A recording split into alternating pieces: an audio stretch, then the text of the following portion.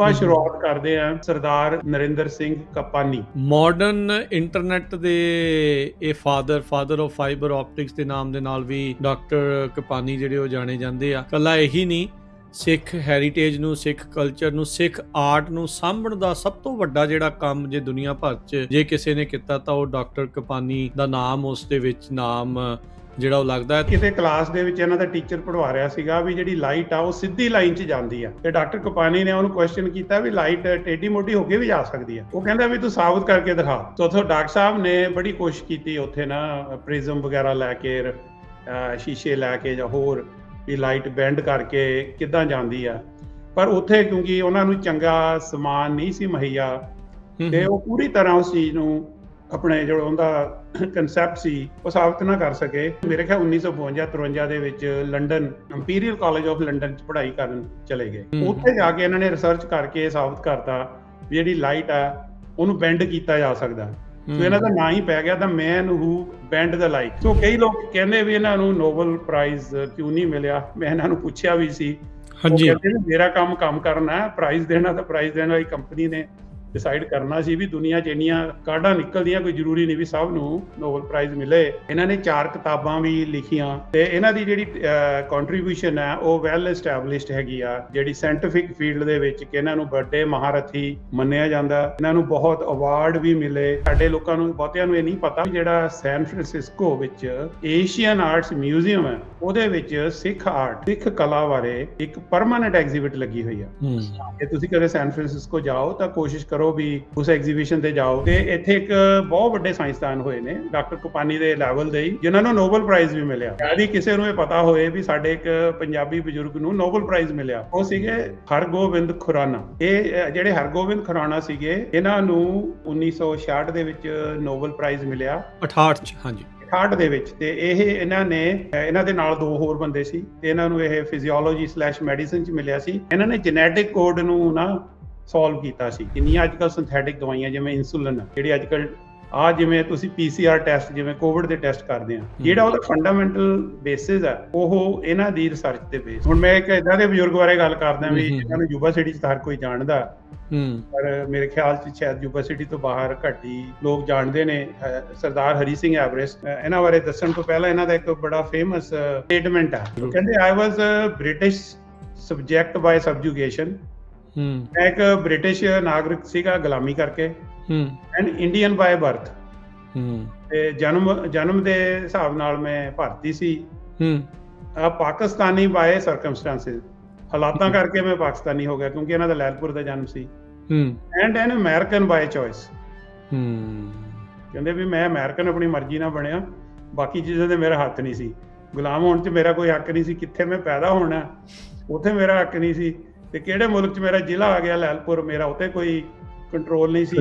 ਪਰ ਅਮਰੀਕਨ ਬਣਨ ਵਿੱਚ ਮੈਂ ਆਪਣੀ ਮਰਜ਼ੀ ਨਾਲ ਬਣਿਆ। ਚਿੱਠੀਆਂ ਦਾ ਕੀ, ਮੈਨੂੰ ਉਹਦਾ ਇਤਿਹਾਸ ਦੱਸੋ। ਚਿੱਠੀ ਕਿਹਨੂੰ ਲਿਖਦੇ ਸੀ, ਕੀ ਸਿਸਟਮ ਸੀਗਾ ਚਿੱਠੀਆਂ ਦਾ? Punjabi radio USA, Punjabi TV USA ਦੇ ਉੱਤੇ ਆਪ ਸਭ ਦਾ ਸਵਾਗਤ ਹੈ। ਸਭ ਨੂੰ ਜੀ ਆਇਆਂ ਨੂੰ। ਮੈਂ ਰਾਜਕਨਵੀਰ ਸਿੰਘ ਪ੍ਰੋਗਰਾਮ ਪੰਜਾਬੀ ਪਾਇਓਨੀਅਰਸ ਲੈ ਕੇ ਹਾਜ਼ਰ ਹਾਂ।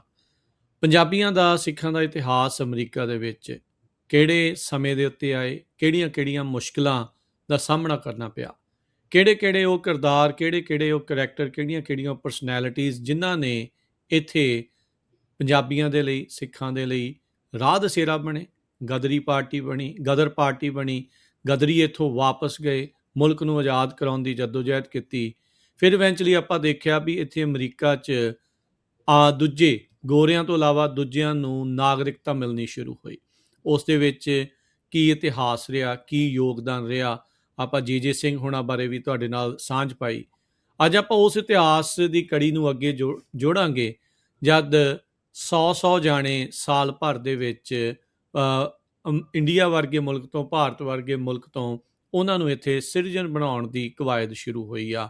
ਉਸੇ ਦਰਮਿਆਨ ਬਹੁਤ ਸਾਰੀਆਂ ਅਜਿਹੀਆਂ ਸ਼ਖਸੀਅਤਾਂ ਇੱਥੇ ਆਉਂਦੀਆਂ ਆ ਜਿਨ੍ਹਾਂ ਨੇ ਦੁਨੀਆ ਭਰ ਦੇ ਵਿੱਚ ਨਾਮ ਜਿਹੜਾ ਉਹ ਖੱਟਿਆ ਆ। ਜੁੜ ਚੁੱਕੇ ਨੇ ਮੇਰੇ ਨਾਲ, ਇਸ ਸਾਰੇ ਇਤਿਹਾਸ ਨੂੰ ਆਪਣੇ ਨਾਲ ਦੱਸ ਰਹੇ ਆ, ਬਿਲਕੁਲ ਤਵਾਰੀਖੀ ਤੌਰ ਦੇ ਉੱਤੇ ਸਾਰੀਆਂ ਡਾਕੂਮੈਂਟੇਸ਼ਨ ਦੇ ਨਾਲ, ਸਾਰੀਆਂ ਚੀਜ਼ਾਂ ਦੀ ਘੋਖ ਕਰਕੇ, ਜਾਂਚ ਕਰਕੇ। ਡਾਕਟਰ ਜਸਬੀਰ ਸਿੰਘ ਕਾਂਗੀ। ਡਾਕਟਰ ਕਾਂਗ ਜੀ, ਆਇਆਂ ਨੂੰ ਸਵਾਗਤ ਹੈ। ਸਤਿ ਸ਼੍ਰੀ ਅਕਾਲ।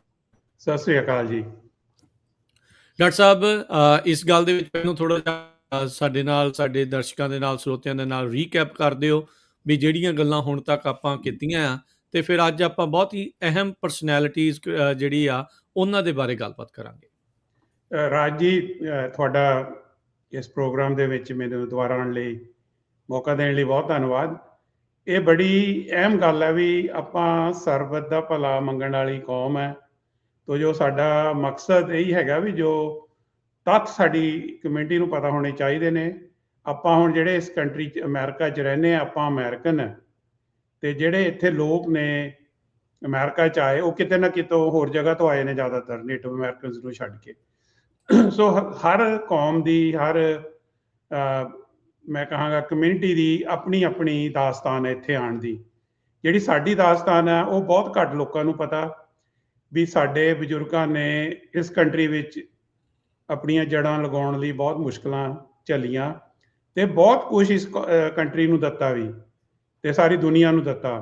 ਅਤੇ ਬੜਾ ਜ਼ਰੂਰੀ ਆ ਵੀ ਸਾਡੀਆਂ ਜਿਹੜੀਆਂ ਆਉਣ ਵਾਲੀਆਂ ਪੁਸ਼ਤਾਂ ਨੇ ਜਾਂ ਸਾਡੀ ਕਮਿਊਨਿਟੀ ਨੂੰ ਪਹਿਲਾਂ ਤਾਂ ਇਹ ਪਤਾ ਹੋਣਾ ਚਾਹੀਦਾ ਵੀ ਅਸੀਂ ਆਏ ਕਿਉਂ ਇੱਥੇ, ਅਤੇ ਇੱਥੇ ਆਉਣ 'ਚ ਸਾਨੂੰ ਕੀ ਮੁਸ਼ਕਲਾਂ ਆਈਆਂ, ਅਤੇ ਆ ਕੇ ਅਸੀਂ ਕੀ ਪ੍ਰਾਪਤੀਆਂ ਕੀਤੀਆਂ। ਸੋ ਮੈਂ ਛੋਟੀ ਜਿਹੀ ਸਮਰੀ ਦੱਸਦਾ ਵੀ ਆਪਾਂ ਮਹਾਰਾਜਾ ਰਣਜੀਤ ਸਿੰਘ ਦੇ ਰਾਜ ਦੀ ਗੱਲ ਕਰਦੇ ਸੀ, ਕਿਉਂਕਿ ਪੰਜਾਬ 1849 ਦੇ ਵਿੱਚ ਬ੍ਰਿਟਿਸ਼ ਸਾਮਰਾਜ ਦਾ ਹਿੱਸਾ ਬਣਿਆ। ਉਸ ਤੋਂ ਬਾਅਦ ਬੜਾ ਕੁਛ ਹੋਇਆ ਉੱਥੇ, ਅਤੇ ਇਵੈਂਚੁਅਲੀ ਉਹਨਾਂ ਨੇ ਕਾਫੀ ਗਿਣਤੀ ਵਿੱਚ ਸਾਡੀ ਕਮਿਊਨਿਟੀ ਦੇ ਬੰਦਿਆਂ ਨੂੰ ਫੌਜ ਵਿੱਚ ਭਰਤੀ ਕੀਤਾ।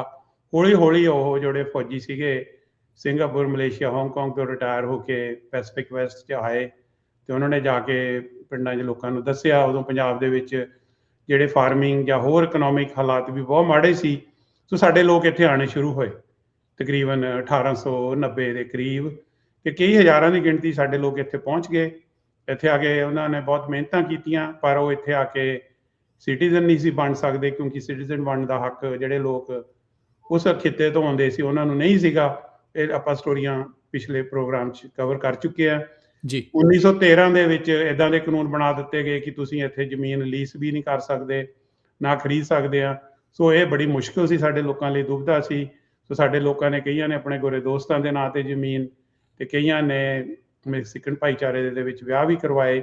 ਸੋ ਇਹ ਜੱਦੋ ਜਹਿਦ ਸਾਡੀ ਹੌਲੀ ਹੌਲੀ ਲੋਕਾਂ ਨੂੰ ਮਹਿਸੂਸ ਹੋਇਆ ਵੀ ਸਾਡੇ ਨਾਲ ਇੱਥੇ ਜਿਹੜੀਆਂ ਪ੍ਰੋਬਲਮਸ ਨੇ ਜਾਂ ਵਿਤਕਰੇ ਨੇ ਉਹ ਇਸ ਕਰਕੇ ਨੇ ਵੀ ਅਸੀਂ ਇੱਕ ਗੁਲਾਮ ਮੁਲਕ ਤੋਂ ਇੱਥੇ ਆਏ ਨੇ। ਸੋ ਕਾਫੀ ਜਿਹੜੇ ਸਾਡੇ ਬਜ਼ੁਰਗ ਸੀ ਜਿਨ੍ਹਾਂ ਨੂੰ ਆਪਾਂ ਗਦਰੀ ਬਾਬੇ ਕਹਿੰਦੇ ਹਾਂ, ਉਹ ਅਮਰੀਕਾ ਛੱਡ ਕੇ ਵਾਪਸ ਗਏ ਬਰਤਾਨੀਆ ਰਾਜ ਤੋਂ ਰਾਹਤ ਪਾਉਣ ਲਈ ਜਾਂ ਉੱਥੋਂ ਆਜ਼ਾਦੀ ਲੈਣ ਲਈ।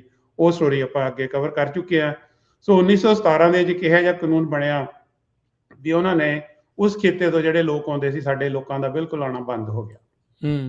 ਤੇ ਤਕਰੀਬਨ 29 ਸਾਲ ਲੱਗੇ ਵੀ 1946 ਵਿੱਚ ਜਾ ਕੇ ਜਦੋਂ ਲੂਸੀ ਸੈਲਰ ਐਕਟ ਬਣਿਆ 1946, ਜੋ ਕਿ ਜੇ ਸਿੰਘ ਦਾ ਬਹੁਤ ਵੱਡਾ ਰੋਲ ਸੀ, ਭੂਮਿਕਾ ਸੀ ਬਹੁਤ ਵੱਡੀ ਉਹਨਾਂ ਦੀ। ਉਹਦੇ ਬਾਰੇ ਵੀ ਆਪਾਂ ਪਿਛਲੇ ਪ੍ਰੋਗਰਾਮਾਂ 'ਚ ਗੱਲ ਕੀਤੀ ਆ, ਜੇ ਲੋੜ ਪਈ ਉਹਨਾਂ ਬਾਰੇ ਫਿਰ ਵੀ ਆਪਾਂ ਗੱਲ ਕਰ ਸਕਦੇ ਹਾਂ। ਸੋ 1946 ਵਿੱਚ ਲੂਸੀ ਸੈਲਰ ਐਕਟ ਬਣ ਗਿਆ। ਸੋ ਲੂਸੀ ਸੈਲਰ ਐਕਟ ਦੇ ਕਾਨੂੰਨ ਮੁਤਾਬਕ ਜਿਹੜੇ ਸਾਡੇ ਲੋਕ ਇੱਥੇ ਹਿੰਦੁਸਤਾਨ ਜਾਂ ਪੰਜਾਬ ਤੋਂ ਇੱਥੇ ਆਲਰੇਡੀ ਆਏ ਸੀ, ਉਦੋਂ ਪਾਕਿਸਤਾਨ ਨਹੀਂ ਸੀ ਬਣਿਆ, ਉਹ ਵੀ ਹਿੰਦੁਸਤਾਨ ਦਾ ਹਿੱਸਾ ਸੀ ਜਾਂ ਬ੍ਰਿਟਿਸ਼ ਸਾਮਰਾਜ ਦਾ ਹਿੱਸਾ ਸੀ। ਸੋ ਉਹ ਲੋਕਾਂ ਨੂੰ ਸਿਟੀਜ਼ਨਸ਼ਿਪ ਦੇ ਰਾਈਟ 1946 'ਚ ਮਿਲੇ। ਉਦੋਂ ਇੱਕ ਕੋਟਾ ਵੀ ਫਿਕਸ ਕੀਤਾ ਗਿਆ ਵੀ 100 ਬੰਦਾ ਬ੍ਰਿਟਿਸ਼ ਇੰਡੀਆ ਤੋਂ ਆ ਸਕਦਾ, 100 ਜਣੇ ਆ ਸਕਦੇ ਸਿਰਫ। ਸੋ 1947 ਦੇ ਵਿੱਚ ਭਾਰਤ ਦੀ ਵੰਡ ਹੋ ਗਈ। ਸੋ ਮੇਰੇ ਖਿਆਲ 'ਚ ਉਹ 2 ਕੋਟੇ ਬਣ ਗਏ, ਇੰਡੀਆ ਤੇ ਪਾਕਿਸਤਾਨ ਦੇ ਅੱਡ ਅੱਡ। ਸੋ ਉਦੋਂ ਜਿਹੜੇ ਲੋਕ ਪਹਿਲਾਂ ਜਿਹੜੇ ਆਪਣੇ ਲੋਕ ਆਏ ਸੀ ਉਹ ਜ਼ਿਆਦਾ ਫਾਰਮਿੰਗ ਜਾਂ ਮਿਹਨਤਕਸ਼ ਜਾਂ ਕਿਰਤੀ ਲੋਕ ਸੀ। ਸਾਡੀ ਕਮਿਊਨਿਟੀ 'ਚ ਲੋਕ ਆਏ ਜਿਹੜੇ ਪੜ੍ਹੇ ਲਿਖੇ ਸੀ, ਪਰ ਉਹਨਾਂ ਦੀ ਗਿਣਤੀ ਕਾਫੀ ਘੱਟ ਸੀ।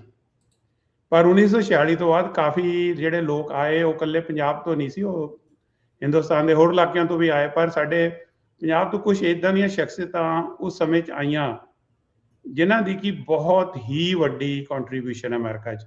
ਜਿਹੜੀ ਆਪਾਂ ਅੱਜ ਦੇ ਪ੍ਰੋਗਰਾਮ 'ਚੋਂ ਕਵਰ ਕਰ ਰਹੇ ਹਾਂ ਉਹ 1946 ਤੋਂ 1966 ਦਾ ਦੌਰ ਹੈ, ਕਿ 1966 ਤੋਂ ਬਾਅਦ ਵੀਜ਼ਾ ਸਿਸਟਮ ਚੇਂਜ ਹੋਇਆ, ਉਹ ਆਪਾਂ ਗੱਲ ਕਰਾਂਗੇ। ਫਿਰ 1980 ਦੇ ਵਿੱਚ H1 ਆਏ, ਉਹ ਅਗਲੇ ਪ੍ਰੋਗਰਾਮਾਂ ਦੀ ਗੱਲ ਹੈ। ਸੋ ਅੱਜ ਆਪਾਂ ਗੱਲ ਕਰਨੀ ਆ ਕੋਈ 3 ਸ਼ਖਸੀਅਤਾਂ ਬਾਰੇ ਜਿਹੜੀਆਂ ਕਿ ਬਹੁਤ ਹੀ ਮੈਂ ਕਹਾਂਗਾ ਕਿ ਪ੍ਰਭਾਵਸ਼ਾਲੀ ਸੀ, ਜਿਨ੍ਹਾਂ ਦੀ ਕੰਟਰੀਬਿਊਸ਼ਨ ਕੱਲੀ ਅਮਰੀਕਾ ਨਹੀਂ ਵੀ ਦੁਨੀਆ ਦੇ ਮਕਾਮ ਤੇ ਉਹਨਾਂ ਨੇ ਇਹ ਕੰਟਰੀਬਿਊਸ਼ਨਾਂ ਕੀਤੀਆਂ। ਆਪਾਂ ਸ਼ੁਰੂਆਤ ਕਰਦੇ ਹਾਂ Sardar Narinder Singh Kapany. Before you start ਵੀ ਸਾਰਿਆਂ ਨੇ ਇਹਨਾਂ ਦਾ ਨਾਮ ਕਿਤੇ ਨਾ ਕਿਤੇ ਸੁਣਿਆ।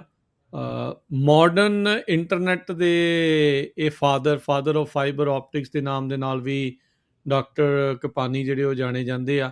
ਇਕੱਲਾ ਇਹੀ ਨਹੀਂ, ਸਿੱਖ ਹੈਰੀਟੇਜ ਨੂੰ, ਸਿੱਖ ਕਲਚਰ ਨੂੰ, ਸਿੱਖ ਆਰਟ ਨੂੰ ਸਾਂਭਣ ਦਾ ਸਭ ਤੋਂ ਵੱਡਾ ਜਿਹੜਾ ਕੰਮ ਜੇ ਦੁਨੀਆ ਭਰ 'ਚ ਜੇ ਕਿਸੇ ਨੇ ਕੀਤਾ ਤਾਂ ਉਹ ਡਾਕਟਰ ਕਪਾਨੀ ਦਾ ਨਾਮ ਉਸ ਦੇ ਵਿੱਚ ਨਾਮ ਜਿਹੜਾ ਉਹ ਲੱਗਦਾ ਹੈ। ਅਤੇ please doctor Sahib go ahead, ਸਾਨੂੰ ਡਾਕਟਰ ਕਪਾਨੀ ਦੇ ਬਾਰੇ ਜਿਹੜਾ ਉਹ ਹੋਰ ਵਿਸਥਾਰ ਦੇ ਵਿੱਚ ਜਿਹੜਾ ਉਹ ਦੱਸੋ।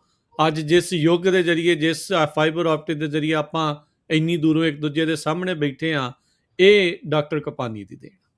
ਦੇਖੋ ਜੀ, ਜਿਹੜੇ ਡਾਕਟਰ ਨਰਿੰਦਰ ਸਿੰਘ ਕਪਾਨੀ ਸੀ, ਮੇਰੇ ਤੋਂ ਤਾਂ ਉਹ ਬਹੁਤ ਵੱਡੀ ਉਮਰ ਦੇ ਸੀ, ਫਾਦਰਲੀ ਸੀਗੇ, ਪਰ ਮੇਰੇ ਨਾਲ ਉਹਨਾਂ ਦਾ ਬਹੁਤ ਪ੍ਰੇਮ ਤੇ ਪਿਆਰ ਸੀ ਅਤੇ ਮੈਨੂੰ ਉਹਨਾਂ ਨਾਲ ਬਹੁਤ ਵਾਰੀ ਮਿਲਣ ਦਾ ਮੌਕਾ ਮਿਲਿਆ ਅਤੇ ਥੋੜ੍ਹਾ ਬਹੁਤਾ ਕੰਮ ਵੀ ਕੀਤਾ ਉਹਨਾਂ ਦੇ ਨਾਲ।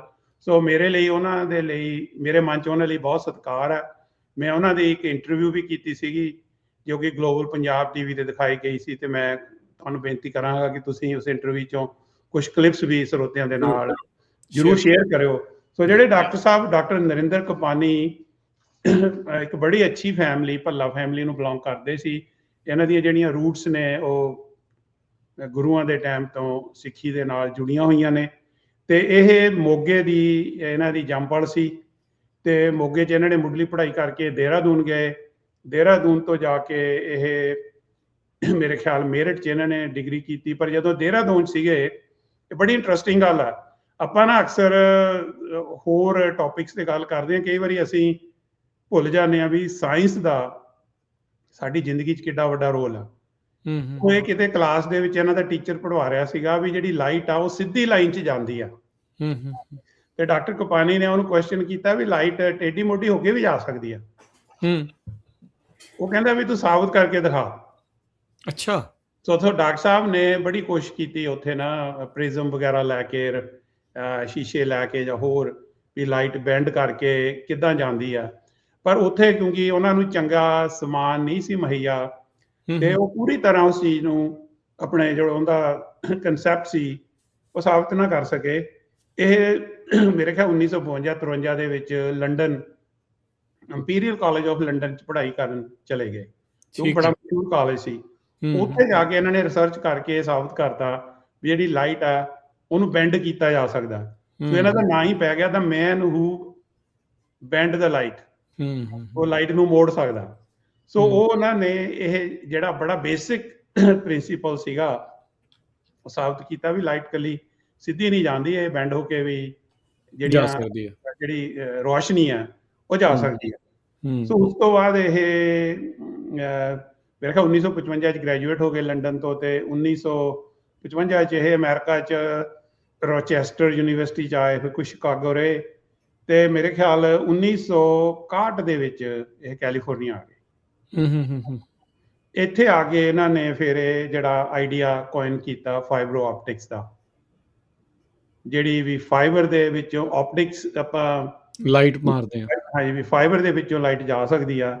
ਸੋ ਇਹਨਾਂ ਨੇ ਆਪਣੀ ਇੱਕ ਕੰਪਨੀ, ਮੇਰੇ ਖਿਆਲ 'ਚ ਇਹ ਸਾਡੀ ਕਮਿਊਨਿਟੀ 'ਚੋਂ ਪਹਿਲੇ ਸ਼ਖਸ ਸੀ ਜਿਨ੍ਹਾਂ ਨੇ ਕਿ ਟੈਕਨੋਲੋਜੀ ਕੰਪਨੀ ਇੱਕ ਖੋਲ੍ਹੀ ਬੇਰੀਏ ਦੇ ਵਿੱਚ। ਜਿਵੇਂ ਸਿਲੀਕੋਨ ਵੈਲੀ ਦੀ ਆਪਾਂ ਗੱਲ ਕਰਦੇ ਹਾਂ ਅੱਜ, ਅਕਸਰ ਆਪਾਂ ਗੱਲ ਕਰਦੇ ਹਾਂ ਵੀ ਬਹੁਤ ਸਾਊਥ ਇੰਡੀਅਨ ਕਮਿਊਨਿਟੀ ਦਾ ਬਹੁਤ ਵੱਡੀ ਕੰਟਰੀਬਿਊਸ਼ਨ ਹੈ, ਪਰ ਸ਼ੁਰੂਆਤੀ ਕੰਮ ਸਾਡੇ ਪੰਜਾਬੀਆਂ ਦੀ, ਖਾਸ ਕਰਕੇ ਡਾਕਟਰ ਕਪਾਨੀ ਨੇ ਇੱਕ ਕੰਪਨੀ ਖੋਲ੍ਹੀ ਸੀ ਜਿਹੜੀ ਕਿ ਜਿਹਦਾ ਨਾਂ ਸੀ ਆਪਟਿਕਸ ਟੈਕਨੋਲੋਜੀ। ਤੇ ਉਸ ਤੋਂ ਬਾਅਦ ਉਹਨਾਂ ਨੇ ਇੱਕ ਹੋਰ ਕੰਪਨੀ ਖੋਲ੍ਹੀ ਕੈਂਪਟਰੋਨ ਇੰਕ 1973 ਦੇ ਵਿੱਚ। ਸੋ ਡਾਕਟਰ ਸਾਹਿਬ ਦੇ ਕੋਲੇ 100 ਤੋਂ ਵੱਧ ਪੇਟੈਂਟ ਨੇ।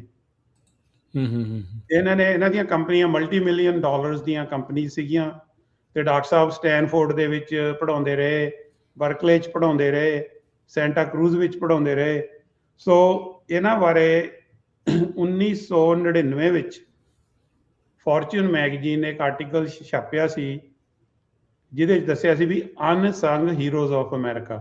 ਸੋ ਉਹਦੇ ਵਿੱਚ ਡਾਕਟਰ ਕਪਾਨੀ ਨੂੰ ਇੱਕ ਅਨਸੰਗ ਹੀਰੋ ਆਫ ਅਮਰੀਕਾ ਕਿਹਾ ਸੀ, ਕਿ ਜੋ ਇਹਨਾਂ ਦੀ ਕਾਰਡ ਸੀ ਉਹ ਮੈਂ ਉਹਦੇ ਬਾਰੇ ਦੱਸਦਾ ਵੀ ਉਹ ਕਾਰਡ ਕਿੱਥੇ ਯੂਜ਼ ਹੁੰਦੀ ਆ। ਜਿਵੇਂ ਤੁਸੀਂ ਆਲਰੇਡੀ ਦੱਸ ਚੁੱਕੇ ਹੋ ਵੀ ਇਹ ਜਿਹੜੀ ਫਾਈਬਰ ਆਪਟਿਕਸ ਟੈਕਨੋਲੋਜੀ ਆ, ਟੈਲੀਕਮਿਊਨੀਕੇਸ਼ਨ, ਜਿਹੜੀ ਇੰਟਰਨੈਟ ਦੀ ਫੰਡਾਮੈਂਟਲ ਪ੍ਰਿੰਸੀਪਲਸ ਨੇ, ਜਿੰਨੇ ਆਪਾਂ ਟੈਸਟ ਕਰਾਉਂਦੇ ਆ, ਜਿਹੜੇ ਐਂਡੋਸਕੋਪਿਕਸ ਨੇ, ਜਿਹੜੇ ਤੁਹਾਨੂੰ ਡਾਕਟਰ ਤੁਹਾਡੇ ਅੰਦਰ ਟਿਊਬ ਪਾ ਕੇ ਐਂਡੋਸਕੋਪੀਜ਼ ਕਰਦੇ ਨੇ, ਸਰਜਰੀਜ਼ ਕਰਦੇ ਨੇ, ਜਿਵੇਂ ਲੈਪਰੋਸਕੋਪਿਕ। ਪਹਿਲਾਂ ਜਦੋਂ ਸਰਜਰੀ ਕਰਦੇ ਸੀ ਕੱਟ ਕੇ ਖੋਲ ਕੇ ਢਿੱਡ ਸਰਜਰੀਆਂ ਕਰਦੇ ਸੀ, ਹੁਣ ਦੂਰਬੀਨ ਪਾ ਕੇ ਹੋ ਜਾਂਦੀ ਹੈ। ਤੇ ਉਹਦੇ ਜਿਹੜਾ ਫਾਊਂਡੇਸ਼ਨਲ ਪ੍ਰਿੰਸੀਪਲ ਆ ਉਹ ਡਾਕਟਰ ਕਪਾਨੀ ਦੀ ਕਾਢ ਤੇ ਬੇਸਡ ਆ। ਸੋ ਕਈ ਲੋਕ ਕਹਿੰਦੇ ਵੀ ਇਹਨਾਂ ਨੂੰ ਨੋਬਲ ਪ੍ਰਾਈਜ਼ ਕਿਉਂ ਨਹੀਂ ਮਿਲਿਆ। ਮੈਂ ਇਹਨਾਂ ਨੂੰ ਪੁੱਛਿਆ ਵੀ ਸੀ, ਉਹ ਕਹਿੰਦੇ ਮੇਰਾ ਕੰਮ ਕਰਨਾ, ਪ੍ਰਾਈਜ਼ ਦੇਣਾ ਤਾਂ ਪ੍ਰਾਈਜ਼ ਦੇਣ ਵਾਲੀ ਕੰਪਨੀ ਨੇ ਡਿਸਾਈਡ ਕਰਨਾ ਸੀ। ਵੀ ਦੁਨੀਆ 'ਚ ਇੰਨੀਆਂ ਕਾਢਾਂ ਨਿਕਲਦੀਆਂ, ਕੋਈ ਜ਼ਰੂਰੀ ਨਹੀਂ ਵੀ ਸਭ ਨੂੰ ਨੋਬਲ ਪ੍ਰਾਈਜ਼ ਮਿਲੇ। ਪਰ ਇਹਨਾਂ ਨੇ 4 ਕਿਤਾਬਾਂ ਵੀ ਲਿਖੀਆਂ ਤੇ ਇਹਨਾਂ ਦੀ ਜਿਹੜੀ ਕੰਟਰੀਬਿਊਸ਼ਨ ਹੈ ਉਹ ਵੈਲ ਐਸਟੈਬਲਿਸ਼ਡ ਹੈਗੀ ਆ ਜਿਹੜੀ ਸਾਇੰਟੀਫਿਕ ਫੀਲਡ ਦੇ ਵਿੱਚ, ਕਿ ਇਹਨਾਂ ਨੂੰ ਵੱਡੇ ਮਹਾਰਥੀ ਮੰਨਿਆ ਜਾਂਦਾ। ਇਹਨਾਂ ਨੂੰ ਬਹੁਤ ਅਵਾਰਡ ਵੀ ਮਿਲੇ। ਈਵਨ ਕਿ ਮੈਂ ਥੋੜ੍ਹਾ ਜਿਹਾ ਇਹਨਾਂ ਬਾਰੇ ਦੱਸਾਂਗਾ ਵੀ ਈਵਨ ਕਿ ਇਹਨਾਂ ਦੀ ਡੈਥ ਤੋਂ ਬਾਅਦ ਇੰਡੀਆ ਦਾ ਜਿਹੜਾ ਸਭ ਤੋਂ ਵੱਡਾ ਅਵਾਰਡ ਹੁੰਦਾ ਉਹ ਵੀ ਇਹਨਾਂ ਨੂੰ ਉੱਥੇ ਦੀ ਸਰਕਾਰ ਨੇ ਪਦਮ ਵਿਭੂਸ਼ਣ ਦਿੱਤਾ। ਚਲੋ ਉਹ ਤਾਂ ਇੱਕ ਐਡੀ ਗੱਲ ਨਹੀਂ ਕਹਾਂਗਾ, ਮੈਂ ਕਹੂੰਗਾ ਇਹਨਾਂ ਲਈ ਤਾਂ ਵੈਸੇ ਹੀ ਇਹਨਾਂ ਦਾ ਜਿਹੜਾ ਨਾਮ ਹੈ, ਇਹਨਾਂ ਦੀ ਜੋ ਟੈਕਨੋਲੋਜੀ ਆ ਉਹ ਸਾਰੀ ਦੁਨੀਆ ਜਾਣਦੀ ਆ। ਇਹ ਤਾਂ ਇਹਨਾਂ ਦਾ ਇੱਕ ਪ੍ਰੋਫੈਸ਼ਨਲ ਕੰਟਰੀਬਿਊਸ਼ਨ ਹੋ ਗਿਆ। ਉਸ ਦੇ ਨਾਲ ਨਾਲ ਇਹਨਾਂ ਨੇ ਇੱਕ ਸੰਸਥਾ ਬਣਾਈ ਸੀ ਜੋ ਕਿ ਅੱਜ ਕੱਲ੍ਹ ਵੀ ਚੱਲ ਰਹੀ ਆ, ਸਿੱਖ ਫਾਊਂਡੇਸ਼ਨ, ਜੋ ਕਿ ਪੈਲੋ ਐਲਟੋ ਬੇਸਡ ਆਰਗੇਨਾਈਜੇਸ਼ਨ ਹੈ। ਤੇ ਇਹ 1967 'ਚ ਬਣਾਈ ਇਹਨਾਂ ਨੇ। ਤੇ ਡਾਕਟਰ ਸਾਹਿਬ ਦੇ ਜਿਹੜਾ ਸਿੱਖ ਆਰਟ ਆ, ਜਿਹਦੇ ਬਾਰੇ ਕਿ ਸਾਨੂੰ ਪਹਿਲਾਂ ਪਤਾ ਹੀ ਨਹੀਂ ਸੀ ਹੁੰਦਾ, ਇਹਨਾਂ ਨੇ ਆਰਟ ਇਕੱਠਾ ਕਰਨਾ ਸ਼ੁਰੂ ਕੀਤਾ। ਆਰਟ ਬਾਰੇ 2-3 ਕਿਤਾਬਾਂ ਵੀ ਛਪਾਈਆਂ। ਇਹਨਾਂ ਦੀ ਇੱਕ ਕਿਤਾਬ ਹੈ ਕਪਾਨੀ ਆਰਟ ਕਲੈਕਸ਼ਨ, ਜੋ ਕਿ ਬੇਰੀਏ ਤੋਂ ਸੋਨੀਆ ਧਾਮੀ ਜੀ ਨੇ ਉਹ ਇਹਨਾਂ ਨਾਲ ਸਹਿਯੋਗ ਦੇ ਨਾਲ ਉਹ ਕਿਤਾਬ ਲਿਖੀ ਸੀ। ਪੌਲ ਟੇਲਰ, ਸਮਿਥਸੋਨੀਅਨ, ਦੁਨੀਆ ਦਾ ਬਹੁਤ ਵੱਡਾ ਮਿਊਜ਼ੀਅਮ ਹੈ, ਵਰਲਡ ਦਾ ਸਭ ਤੋਂ ਵੱਡਾ ਮਿਊਜ਼ੀਅਮ, ਉੱਥੇ ਦੇ ਨੇ ਇੱਕ ਆਪਣੇ ਅਮਰੀਕਨ ਨੇ ਪੌਲ ਟੇਲਰ, ਉੱਤੇ ਉਹਨਾਂ ਨੇ ਤੇ ਸੋਨੀਆ ਧਾਮੀ ਨੇ ਕਿਤਾਬ ਲਿਖੀ। ਪਰ ਇਹਨਾਂ ਨੇ ਇਹ ਚੀਜ਼ਾਂ ਇਕੱਠੀਆਂ ਕਰਕੇ ਮਿਊਜ਼ੀਅਮਸ ਦੇ ਵਿੱਚ ਲਗਾਈਆਂ। ਮੇਰੇ ਖਿਆਲ 'ਚ ਸਾਡੇ ਲੋਕਾਂ ਨੂੰ, ਬਹੁਤਿਆਂ ਨੂੰ ਇਹ ਨਹੀਂ ਪਤਾ। ਮੈਂ ਇਸ ਪ੍ਰੋਗਰਾਮ ਦੇ ਜ਼ਰੀਏ ਸੁਣਨ ਵਾਲਿਆਂ ਨੂੰ ਦੱਸਾਂਗਾ ਵੀ ਜਿਹੜਾ ਸੈਨ ਫਰਾਂਸਿਸਕੋ ਵਿੱਚ ਏਸ਼ੀਅਨ ਆਰਟਸ ਮਿਊਜ਼ੀਅਮ ਹੈ, ਉਹਦੇ ਵਿੱਚ ਸਿੱਖ ਆਰਟ, ਸਿੱਖ ਕਲਾ ਬਾਰੇ ਇੱਕ ਪਰਮਾਨੈਂਟ ਐਗਜ਼ੀਬਿਟ ਲੱਗੀ ਹੋਈ ਆ। ਜੇ ਤੁਸੀਂ ਕਦੇ ਸੈਨ ਫਰਾਂਸਿਸਕੋ ਜਾਓ ਤਾਂ ਕੋਸ਼ਿਸ਼ ਕਰੋ ਵੀ ਉਸ ਐਗਜ਼ੀਬਿਸ਼ਨ ਤੇ ਜਾਓ, ਤੁਹਾਨੂੰ ਪਤਾ ਲੱਗੇ ਵੀ ਤੁਹਾਡਾ ਆਰਟ ਵਰਲਡ ਲੈਵਲ ਤੇ ਡਿਸਪਲੇ ਹੋ ਰਿਹਾ। ਤੇ ਇੱਕ ਇਹਨਾਂ ਨੇ ਐਗਜ਼ੀਬਿਟ ਏਦਾਂ ਦੀ ਉਹ ਮੌਂਟਰੀਅਲ ਮਿਊਜ਼ੀਅਮ ਕੈਨੇਡਾ 'ਚ ਵੀ ਲਵਾਈ ਆ। ਪੱਕੀ? ਹਾਂਜੀ, ਪੱਕੀ ਆ। ਤੇ ਬਾਕੀ ਟੈਂਪਰੇਰੀ ਐਗਜ਼ੀਬਿਟ ਇਹਨਾਂ ਨੇ ਸਮਿਥਸੋਨੀਅਨ ਦੇ ਵਿੱਚ ਹੋਰ ਸਹਿਯੋਗੀਆਂ ਨਾਲ ਲਾਈ ਸੀ। ਤੇ ਉਹਦੇ ਨਾਲ ਨਾਲ ਇਹਨਾਂ ਨੇ ਕਈ ਯੂਨੀਵਰਸਿਟੀਆਂ ਦੇ ਵਿੱਚ ਜਿਹੜੇ ਸਿੱਖ ਚੇਅਰਸ ਦੇ ਪ੍ਰੋਗਰਾਮ ਆ ਉਹਨਾਂ 'ਚ ਬਹੁਤ ਵੱਡਾ ਇਹਨਾਂ ਦਾ ਕੰਟਰੀਬਿਊਸ਼ਨ ਹੈ। ਠੀਕ ਹੈ। ਦੇ ਵਿੱਚ ਪੰਜਾਬੀ ਲੈਂਗੁਏਜ ਸਟੱਡੀ ਦੀ ਚੇਅਰ ਇਹਨਾਂ ਨੇ ਆਪਣੇ ਮਾਤਾ ਜੀ ਕੁੰਦਨ ਕੌਰ ਕਪਾਨੀ ਦੇ ਨਾਂ ਤੇ ਸ਼ੁਰੂ ਕੀਤੀ ਸੀ। ਉੱਥੇ ਕਈ ਬਹੁਤ ਸਾਰੇ ਅਮਰੀਕਨ ਬੱਚਿਆਂ ਨੇ ਪੰਜਾਬੀ ਸਟੱਡੀਜ਼ ਨੂੰ ਜੁਆਇਨ ਕੀਤਾ। ਉਹ ਇੰਡੀਆ, ਪੰਜਾਬ ਜਾਣ ਦੀ ਟ੍ਰਿਪ ਵੀ ਉਹ ਆਰਗੇਨਾਈਜ਼ ਕਰਦੇ ਰਹੇ ਨੇ। ਤੇ ਇੱਕ ਇੱਥੇ ਆਪਣਾ ਸਾਊਥਰਨ ਕੈਲੀਫੋਰਨੀਆ ਰਿਵਰ ਸਾਈਡ ਦੇ ਵਿੱਚ ਸਿੱਖ ਚੇਅਰ ਆ, ਉਹਦੇ ਵਿੱਚ ਇਹਨਾਂ ਦਾ ਬਹੁਤ ਵੱਡਾ ਕੰਟਰੀਬਿਊਸ਼ਨ ਸੀ। ਤੇ ਸੈਂਟਾ ਕਰੂਜ਼ ਦੀ ਯੂਨੀਵਰਸਿਟੀ ਦੀ ਜਿਹੜੀ ਲਾਇਬ੍ਰੇਰੀ ਦੇ ਵਿੱਚ ਇੱਕ ਬਹੁਤ ਵੱਡੀ ਇਹਨਾਂ ਨੇ ਕੰਟਰੀਬਿਊਸ਼ਨ ਆਪਣੀ ਵਾਈਫ ਦੇ ਨਾਂ ਤੇ, ਸਤਿੰਦਰ ਕਪਾਨੀ ਦੇ ਨਾਂ ਤੇ ਕੀਤੀ ਹੈਗੀ ਆ। ਉੱਥੇ ਬਹੁਤ ਹਿਸਟਰੀ ਨਾਲ, ਆਰਟ ਨਾਲ ਜਾਂ ਹੋਰ ਰਿਲੇਟਡ ਬੁੱਕਸ ਉਸ ਲਾਇਬ੍ਰੇਰੀ ਦੇ ਵਿੱਚ ਪਈਆਂ। ਤੇ ਉਹਦੇ ਨਾਲ ਨਾਲ ਨਾ ਮੈਂ ਖੁਦ ਜਾਣਨਾ ਸਿੱਖਿਆ ਉਹ ਸੀਗਾ ਵੀ ਇਹ ਕਾਨਫਰੰਸਾਂ ਕਰਾਉਂਦੇ ਸੀ। ਇਹਨਾਂ ਨੇ ਕਈ ਕਾਨਫਰੰਸਿਸ ਕਰਾਈਆਂ ਏਸ਼ੀਅਨ ਆਰਟਸ ਮਿਊਜ਼ੀਅਮ ਦੇ ਵਿੱਚ, ਸੈਨ ਫਰਾਂਸਿਸਕੋ ਦੇ ਹੋਰ ਮਿਊਜ਼ੀਅਮ ਦੇ ਵਿੱਚ ਵੀ। 2017 ਦੇ ਵਿੱਚ ਇਹਨਾਂ ਨੇ ਪੰਜਾਬੀ ਵਰ੍ਹੇਗੰਢ ਸੀ ਜਦੋਂ ਸਿੱਖ ਫਾਊਂਡੇਸ਼ਨ ਦੀ, ਇੱਕ ਬਹੁਤ ਵੱਡੀ ਕਾਨਫਰੰਸ ਕਰਾਈ ਸੀ। ਠੀਕ ਹੈ। ਉਹਦੇ ਵਿੱਚ ਦੁਨੀਆ ਦੇ ਜਿੰਨੇ ਵੀ ਪਰਮੰਨੇ ਹੋਏ ਸਿੱਖ, ਉਹਨਾਂ ਨੂੰ ਬੁਲਾਇਆ ਗਿਆ ਸੀ। ਉਹਨਾਂ 'ਚ ਸਰਦਾਰ ਹਰਜੀਤ ਸਿੰਘ ਸੱਜਣ, ਜੋ ਕਿ ਉਹ ਕੈਨੇਡਾ ਦੇ ਡਿਫੈਂਸ ਮਿਨਿਸਟਰ ਸੀ, ਕਹਿ ਲਓ ਚੀਫ ਗੈਸਟ ਸੀਗੇ। ਤੇ ਉਹਦੇ ਵਿੱਚ ਹੋਰ ਕੈਨੇਡਾ ਦੇ ਕਾਫੀ MPs ਆਏ ਹੋਏ ਸੀ। ਜਿੰਨੇ ਟੌਪ ਦੇ ਆਰਟਿਸਟ ਨੇ ਉਹ ਵੀ ਬੁਲਾਏ ਹੋਏ ਸੀ। ਇੰਡੀਆ ਤੋਂ ਜਿਹੜੇ ਮਨਟੇਕ ਸਿੰਘ ਆਹਲੂਵਾਲੀਆ, ਜਿਹੜੇ ਕਿ ਬੜੇ, ਉਹਨਾਂ ਦਾ ਨਾਂ ਹੈ, ਉਹ ਜਦੋਂ ਮਨਮੋਹਨ ਸਿੰਘ ਇੰਡੀਆ ਦੇ ਪ੍ਰਾਈਮ ਮਿਨਿਸਟਰ ਸੀ, ਉਹ ਤਕਰੀਬਨ ਜਿਹੜੀ ਇੰਡੀਆ ਦੀ ਇਕੋਨਮੀ ਨੂੰ ਸੁਧਾਰਨ ਦੇ ਵਿੱਚ ਉਹਨਾਂ ਦਾ ਕਾਫੀ ਵੱਡਾ ਰੋਲ ਸੀ। ਉਹਨਾਂ ਨੇ ਜਿਹੜੇ ਉਹ ਮੇਰੇ ਖਿਆਲ ਜਿਹੜੀ ਉੱਥੇ ਪਲੈਨਿੰਗ ਕਮਿਸ਼ਨ ਸੀਗੇ, ਨੀਤੀ ਉਦਯੋਗ ਨਾਂ ਰੱਖਤਾ, ਉਹਦੇ ਉਹ ਚੇਅਰਮੈਨ ਰਹੇ ਨੇ। ਉਹ ਵੀ ਆਏ ਹੋਏ ਸੀ ਤੇ ਹੋਰ ਇੰਡੀਆ ਤੋਂ ਬਹੁਤ ਮੰਨੀਆਂ ਪ੍ਰਮੰਨੀਆਂ ਹਸਤੀਆਂ। ਉੱਥੇ 2 ਦਿਨ ਦਾ ਪ੍ਰੋਗਰਾਮ ਹੋਇਆ ਸੀ ਤੇ ਮੈਨੂੰ ਵੀ ਉਸ ਕਾਨਫਰੰਸ ਦੇ ਵਿੱਚ ਡਾਕਟਰ ਸਾਹਿਬ ਨੇ ਅੱਧੇ ਘੰਟੇ ਲਈ ਪ੍ਰੈਜੈਂਟੇਸ਼ਨ ਦੇਣ ਦਾ ਮੌਕਾ ਦਿੱਤਾ ਸੀ। ਮੈਂ ਤਾਂ ਇੱਕ ਬੜਾ ਨਾਚੀਜ਼ ਜਿਹਾ ਬੰਦਾ ਸੀ, ਪਰ ਮੈਨੂੰ ਬੜਾ ਮਾਣ ਮਹਿਸੂਸ ਹੋਇਆ। 2 ਵਾਰੀ ਡਾਕਟਰ ਸਾਹਿਬ ਨੇ ਸਟੈਨਫੋਰਡ ਬੁਲਾਇਆ ਲੈਕਚਰ ਦੇਣ ਲਈ ਡਿਫਰੈਂਟ ਟੌਪਿਕਸ ਤੇ। ਸੋ ਡਾਕਟਰ ਸਾਹਿਬ ਬੜਾ ਹੌਸਲਾ ਦਿੰਦੇ ਸੀ ਯੰਗ ਬੰਦਿਆਂ ਨੂੰ। ਤਕਰੀਬਨ ਉਹਨਾਂ ਦੀ ਵੈਬਸਾਈਟ ਤੇ ਕੋਈ ਜਿਹੜੇ ਆਪਣੀ ਕਮਿਊਨਿਟੀ ਦੇ ਬੰਦਿਆਂ ਨੇ ਕੋਈ ਖਾਸ ਕੰਟਰੀਬਿਊਸ਼ਨ ਕੀਤਾ, ਉਹਨਾਂ ਦੇ ਪ੍ਰੋਫਾਈਲ ਬਿਲਡ ਕੀਤੇ ਵੀ ਉਹ ਇੱਕ ਦੂਜੇ ਨੂੰ ਜਾਣਨ ਲੱਗਣ ਦੁਨੀਆ ਲੈਵਲ ਤੇ। ਜੇ ਕੋਈ ਆਥਰ ਆ, ਕੋਈ ਸਾਇੰਸਦਾਨ ਆ, ਜਾਂ ਕੋਈ ਥਿੰਕਰ ਆ ਜਾਂ ਫਿਲਾਸਫਰ ਆ, ਤੇ ਉਹ ਸਾਰਿਆਂ ਨੂੰ ਉਹ ਕਨੈਕਟ ਕਰਦੇ ਸੀ ਇੱਕ ਦੂਜੇ ਨਾਲ। ਹੁਣ ਇਹ ਬੰਦਿਆਂ ਨੂੰ ਮੈਂ ਪਹਿਲਾਂ ਨਹੀਂ ਸੀ ਜਾਣਦਾ। ਇਹਨਾਂ ਦੀਆਂ ਕਾਨਫਰੰਸਾਂ ਤੇ ਜਾ ਕੇ ਮੈਂ ਇਹਨਾਂ ਦੀ 25ਵੀਂ ਵਰ੍ਹੇਗੰਢ ਤੇ ਵੀ ਗਿਆ ਸੀ, 35 ਤੇ ਵੀ ਤੇ 50ਵੀਂ ਤੇ ਵੀ। ਠੀਕ ਹੈ। ਜਿਹੜੀ ਇਹਨਾਂ ਦੀ ਇੱਕ ਗੱਲ ਹੈ ਨਾ, ਜਿਹੜੀ ਬੜੀ ਛੁਪੀ ਹੋਈ ਗੱਲ ਆ, ਉਹ ਆਪਣੇ ਲੋਕਾਂ ਨੂੰ ਬਹੁਤਿਆਂ ਨੂੰ ਨਹੀਂ ਪਤਾ। ਜਦੋਂ 1984 ਦੇ ਵਿੱਚ ਦਰਬਾਰ ਸਾਹਿਬ ਤੇ ਹਮਲਾ ਕੀਤਾ ਭਾਰਤ ਦੀ ਸਰਕਾਰ ਨੇ, ਇਹ ਬੜੇ ਉਦੋਂ ਡਿਸਟਰਬ ਹੋਏ ਤੇ ਇਹਨਾਂ ਨੇ ਕਾਫੀ ਜੋ ਸਿੱਖਾਂ ਦਾ ਨਜ਼ਰੀਆ ਸੀ, ਕਿਉਂਕਿ ਸਾਡਾ ਨਜ਼ਰੀਆ ਅਮਰੀਕਨ ਮੀਡੀਆ ਵਿੱਚ ਨਹੀਂ ਸੀ ਆ ਰਿਹਾ, ਉਹ ਤਾਂ ਏਦਾਂ ਹੀ ਪੇਸ਼ ਕੀਤਾ ਜਾਂਦਾ ਸੀ ਵੀ ਉੱਥੇ ਅੱਤਵਾਦੀ ਸੀਗੇ ਤੇ ਇਸ ਕਰਕੇ ਭਾਰਤ ਦੀ ਫੌਜ ਗਈ। ਪਰ ਇਹਨਾਂ ਨੇ ਇੱਥੇ ਦੇ ਸੈਨੇਟਰਸ ਨਾਲ, ਕਾਂਗਰਸਮੈਨ ਦੇ ਨਾਲ ਕੋਆਰਡੀਨੇਟ ਕਰਕੇ ਆਪਣਾ ਨੈਰੇਟਿਵ ਜੋ ਸਾਡੀ ਕਮਿਊਨਿਟੀ ਦਾ ਸਾਡਾ ਦੁਖਾਂਤ ਸੀ, ਉਹ ਸਾਡਾ ਪੱਖ ਉਹਨਾਂ ਨੇ ਦੱਸਿਆ। ਤੇ ਜਦੋਂ ਮੈਂ ਇਹਨਾਂ ਨਾਲ ਇੰਟਰਵਿਊ ਕੀਤੀ ਸੀ ਤੇ ਇਹ ਟੌਪਿਕਸ ਤੇ ਵੀ ਮੈਂ ਗੱਲ ਕੀਤੀ। ਕੀ ਕਹਿੰਦੇ ਸੀਗੇ ਫਿਰ ਡਾਕਟਰ ਕਪਾਨੀ ਉਦੋਂ? ਡਾਕਟਰ ਕਪਾਨੀ ਇਹ ਕਹਿੰਦੇ ਸੀ ਵੀ ਇਹ ਜਿਹੜਾ ਪ੍ਰੋਬਲਮ ਸੀਗੀ ਇਹ ਸੋਲਵ ਕੀਤੀ ਜਾ ਸਕਦੀ ਸੀ, ਤੇ ਜਿਹੜਾ ਫੌਜ ਨੇ ਉੱਥੇ ਹਮਲਾ ਕੀਤਾ ਉਹ ਇੱਕ ਸੈਕਟਰਲ ਸੀਗਾ, ਤੇ ਉਹ ਇੱਕ ਜਿਹਦੀ ਜ਼ਰੂਰਤ ਨਹੀਂ ਸੀ, ਜਿਹਦੇ ਨਾਲ ਜਿਹੜੇ ਲੋਕ ਸਿਆਸੀ ਸੋਚ ਨਹੀਂ ਵੀ ਰੱਖਦੇ ਸੀ।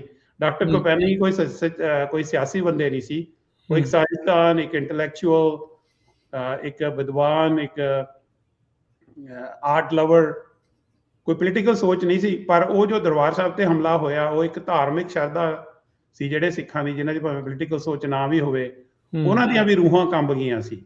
ਸੋ ਉਹਨਾਂ ਦੀਆਂ ਗੱਲਾਂ ਤੋਂ ਇਹ ਲੱਗਦਾ ਸੀ ਵੀ ਉਹਨਾਂ ਨੂੰ ਬਹੁਤ ਜ਼ਿਆਦਾ ਇਸ ਚੀਜ਼ ਦਾ ਦੁੱਖ ਤੇ ਗਮ ਸੀਗਾ, ਤੇ ਉਹ ਬੜੇ ਇਸ ਚੀਜ਼ ਤੇ ਖੁੱਲ ਕੇ ਇਸ ਚੀਜ਼ ਨੂੰ ਉਹਨਾਂ ਨੇ ਕੰਡੈਮ ਕੀਤਾ ਸੀ। ਸੋ ਇੱਕ ਬਹੁਤ ਵੱਡੀ ਗੱਲ ਸੀ। ਬਹੁਤੇ ਲੋਕ ਆ ਜਿਹੜੇ ਵੱਡੀਆਂ ਪੋਜੀਸ਼ਨਾਂ 'ਚੋਂ ਕਈ ਵਾਰੀ ਉਹ ਨਹੀਂ ਬੋਲਦੇ ਸਰਕਾਰਾਂ ਬਾਰੇ, ਕਰ ਜਾਂਦੇ ਨੇ, ਪਰ ਉਹਨਾਂ ਨੇ ਇਸ ਮੁੱਦੇ ਤੇ ਆਪਣੀ ਕੌਮ ਦੇ ਨਾਲ ਖੜਨਾ ਸਹੀ ਸਮਝਿਆ ਸੀ। ਸੋ ਮੈਂ ਇਸ ਲਈ ਉਹਨਾਂ ਦਾ ਹੋਰ ਵੀ ਸਤਿਕਾਰ ਕਰਦਾ ਵੀ ਉਹਨਾਂ ਦੇ ਵਿੱਚ ਇਹ ਇੱਕ ਸੱਚ ਨਾਲ ਖੜਨ ਦੀ ਜ਼ਰੂਰਤ ਸੀਗੀ। ਜੀ ਬਿਲਕੁਲ। ਡਾਕਟਰ ਕੰਗ, ਤੁਸੀਂ ਡਾਕਟਰ ਕਪਾਨੀ ਬਾਰੇ ਜਿਹੜੇ ਇਹ ਸਾਰੀਆਂ ਚੀਜ਼ਾਂ ਦੱਸ ਜਿਹੜੀਆਂ ਹੋ ਰਹੇ ਆ, ਅਜੋਕੇ ਸਮੇਂ ਦੇ ਵਿੱਚ ਸਿੱਖ ਬਹੁਤ ਘੱਟ, ਇੱਥੋਂ ਦੇ ਲੋਕ ਵੀ ਬਹੁਤ ਘੱਟ ਡਾਕਟਰ ਕਪਾਨੀ ਦੇ ਬਾਰੇ ਜਾਣਦੇ। ਜਿਹੜਾ ਕੋਈ ਜਾਣਦਾ ਠੀਕ ਆ, ਬਟ ਮੈਜੋਰਟੀ ਦੇ ਵਿੱਚ ਇਹ ਨਾਮ ਨੂੰ ਜਿਹੜਾ ਨਹੀਂ ਜਾਣਿਆ ਜਾਂਦਾ। ਜਿੱਦਾਂ ਤੁਸੀਂ ਫਾਈਬਰ ਆਪਟਿਕ ਦਾ ਦੱਸਿਆ, ਮੈਡੀਕਲ ਫੀਲਡ ਦੇ ਵਿੱਚ ਜਿਹੜਾ ਇਹਨਾਂ ਦਾ ਯੋਗਦਾਨ, ਇਹਨਾਂ ਦੀ ਇਨਵੈਂਸ਼ਨ ਦਾ ਜਿਹੜਾ ਉਹ ਯੋਗਦਾਨ ਆ, ਸਿੱਖ ਆਰਟ ਦੇ ਲਈ ਕੰਮ ਕਰਨਾ, ਇਹ ਸਾਰੀਆਂ ਚੀਜ਼ਾਂ ਤੁਹਾਨੂੰ ਕੀ ਲੱਗਦਾ ਵੀ ਕੀ ਰੀਜ਼ਨ ਰਹਿ ਜਾਂਦਾ ਵੀ ਇੱਦਾਂ ਦੇ ਜਿਹੜੇ ਪਰਸਨੈਲਿਟੀਜ਼ ਆ ਉਹ ਪਿੱਛੇ ਰਹਿ ਜਾਂਦੀਆਂ ਆ, ਉਹਨਾਂ ਦੇ ਬਾਰੇ ਘੱਟ ਜਾਣਿਆ ਜਾਂਦਾ ਆ, ਜਾਂ ਪਤਾ ਨਹੀਂ ਲੱਗ ਜਾਂਦਾ, ਜਾਂ ਲੋਕਾਂ ਦੀ ਸਮਝ ਤੋਂ ਬਾਹਰ ਹੋ ਜਾਂਦੀ ਹੈ?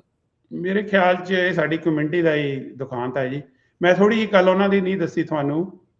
ਉਹਨਾਂ ਨੇ ਮੈਨੂੰ ਇਹ ਵੀ ਦੱਸਿਆ ਵੀ ਜਿਹੜਾ ਯੂਨੀਵਰਸਿਟੀ 'ਚ ਟੈਰਾਵਾਨਾ ਗੁਰੂ ਘਰ ਬਣਿਆ, ਉਹਦੇ ਵਿੱਚ ਉਹਦੀ ਜਿਹੜੀ ਸ਼ੁਰੂਆਤੀ ਮੀਟਿੰਗਾਂ ਵਿੱਚ ਉਹ ਆਉਂਦੇ ਰਹੇ ਨੇ। ਅੱਛਾ। ਉਹਨਾਂ ਨੇ ਉਦੋਂ 5000 ਦੀ ਡੋਨੇਸ਼ਨ ਦਿੱਤੀ ਸੀ, ਮੇਰੇ ਖਿਆਲ 1967 ਜਾਂ 68 'ਚ, ਜੋ ਕਿ ਕਾਫੀ ਉਸ ਜ਼ਮਾਨੇ ਦੇ ਹਿਸਾਬ ਨਾਲ ਕਾਫੀ ਵੱਡੀ ਸੀ। ਤੇ ਉਹਨਾਂ ਦਾ ਯੂਨੀਵਰਸਿਟੀ 'ਚ ਫਾਰਮ ਵੀ ਸੀਗਾ। ਅੱਛਾ। ਯੂਨੀਵਰਸਿਟੀ ਨਾਲ ਬਹੁਤ ਜੁੜੇ ਸੀ। ਤੇ ਉਹਨਾਂ ਦੀ ਨਾ ਇੱਕ ਚੀਜ਼ ਬਹੁਤ ਫੇਮਸ ਹੈ। 1984 ਦੇ ਵਿੱਚ ਜਦੋਂ ਦਰਬਾਰ ਸਾਹਿਬ ਤੇ ਹਮਲਾ ਹੋਇਆ, ਤੇ ਉਸ ਤੋਂ ਬਾਅਦ ਜਦੋਂ ਯੂਨੀਵਰਸਿਟੀ 'ਚ ਨਗਰ ਕੀਰਤਨ ਹੋਣਾ ਸੀ, ਤੇ ਬਹੁਤ ਅਫਵਾਹਾਂ ਫੈਲਾਈਆਂ ਜਾਂਦੀਆਂ ਸੀ। ਜਿਵੇਂ ਕੁਝ ਸਾਲ ਪਹਿਲਾਂ ਵੀ ਏਦਾਂ ਦੇ ਮਾਹੌਲ ਬਣਿਆ ਸੀ, ਜਦੋਂ ਵੀ ਝੂਠੀਆਂ ਅਫਵਾਹਾਂ ਫੈਲਾਤੀਆਂ, ਆਹ ਹੋ ਜਾਣਾ, ਆਹ ਹੋ ਜਾਣਾ। ਹਾਂਜੀ। ਸੋ ਉਦੋਂ ਨਗਰ ਕੀਰਤਨ ਜਿਹੜਾ ਮੀਡੀਆ ਦੀ ਅਟੈਂਸ਼ਨ 'ਚ ਬਹੁਤ ਵੱਡੇ ਲੈਵਲ ਤੇ ਆਇਆ। ਸੋ ਡਾਕਟਰ ਕਪਾਨੀ ਤੇ ਸਰਦਾਰ ਹਰੀ ਸਿੰਘ ਐਵਰੈਸਟ ਤੇ ਕੁਝ ਹੋਰ ਸੱਜਣਾ ਨੇ, ਜਿਹੜਾ ਇੱਥੇ ਲੋਕਲ ਟੀਵੀ ਚੈਨਲ ਸੀ ਸਾਡੇ, ਉਹਦੇ ਉੱਤੇ ਕਮੈਂਟਰੀ ਕੀਤੀ ਸੀ ਨਗਰ ਕੀਰਤਨ ਦੀ।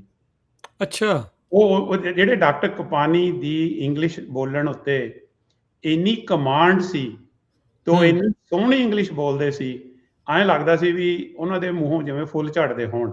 ਬਹੁਤ ਹੀ ਵਧੀਆ ਤੇ ਇੱਕ ਉਹਨਾਂ ਦੀ ਆਵਾਜ਼ ਵੀ ਬੜੀ ਕਲੀਅਰ ਸੀਗੀ। ਕਈ ਬੰਦੇ ਬੋਲਦੇ ਆ, ਉਹਨਾਂ ਦੀ ਗੱਲ ਸਮਝ ਨਹੀਂ ਆਉਂਦੀ। ਡਾਕਟਰ ਸਾਹਿਬ ਦਾ ਬੋਲਣ ਦਾ ਸਟਾਈਲ ਤੇ ਇੱਕ ਉਹਨਾਂ ਨੂੰ ਨੌਲੇਜ ਤੇ ਇੱਕ ਉਹਨਾਂ ਦਾ ਜਿਹੜਾ ਕੀ ਕਹਿੰਦੇ ਆ, ਬਿਆਨ ਕਰਨ ਦਾ ਅੰਦਾਜ਼ ਸੀ, ਜਿਹੜਾ ਤਾਰੀਫ ਸੀਗਾ।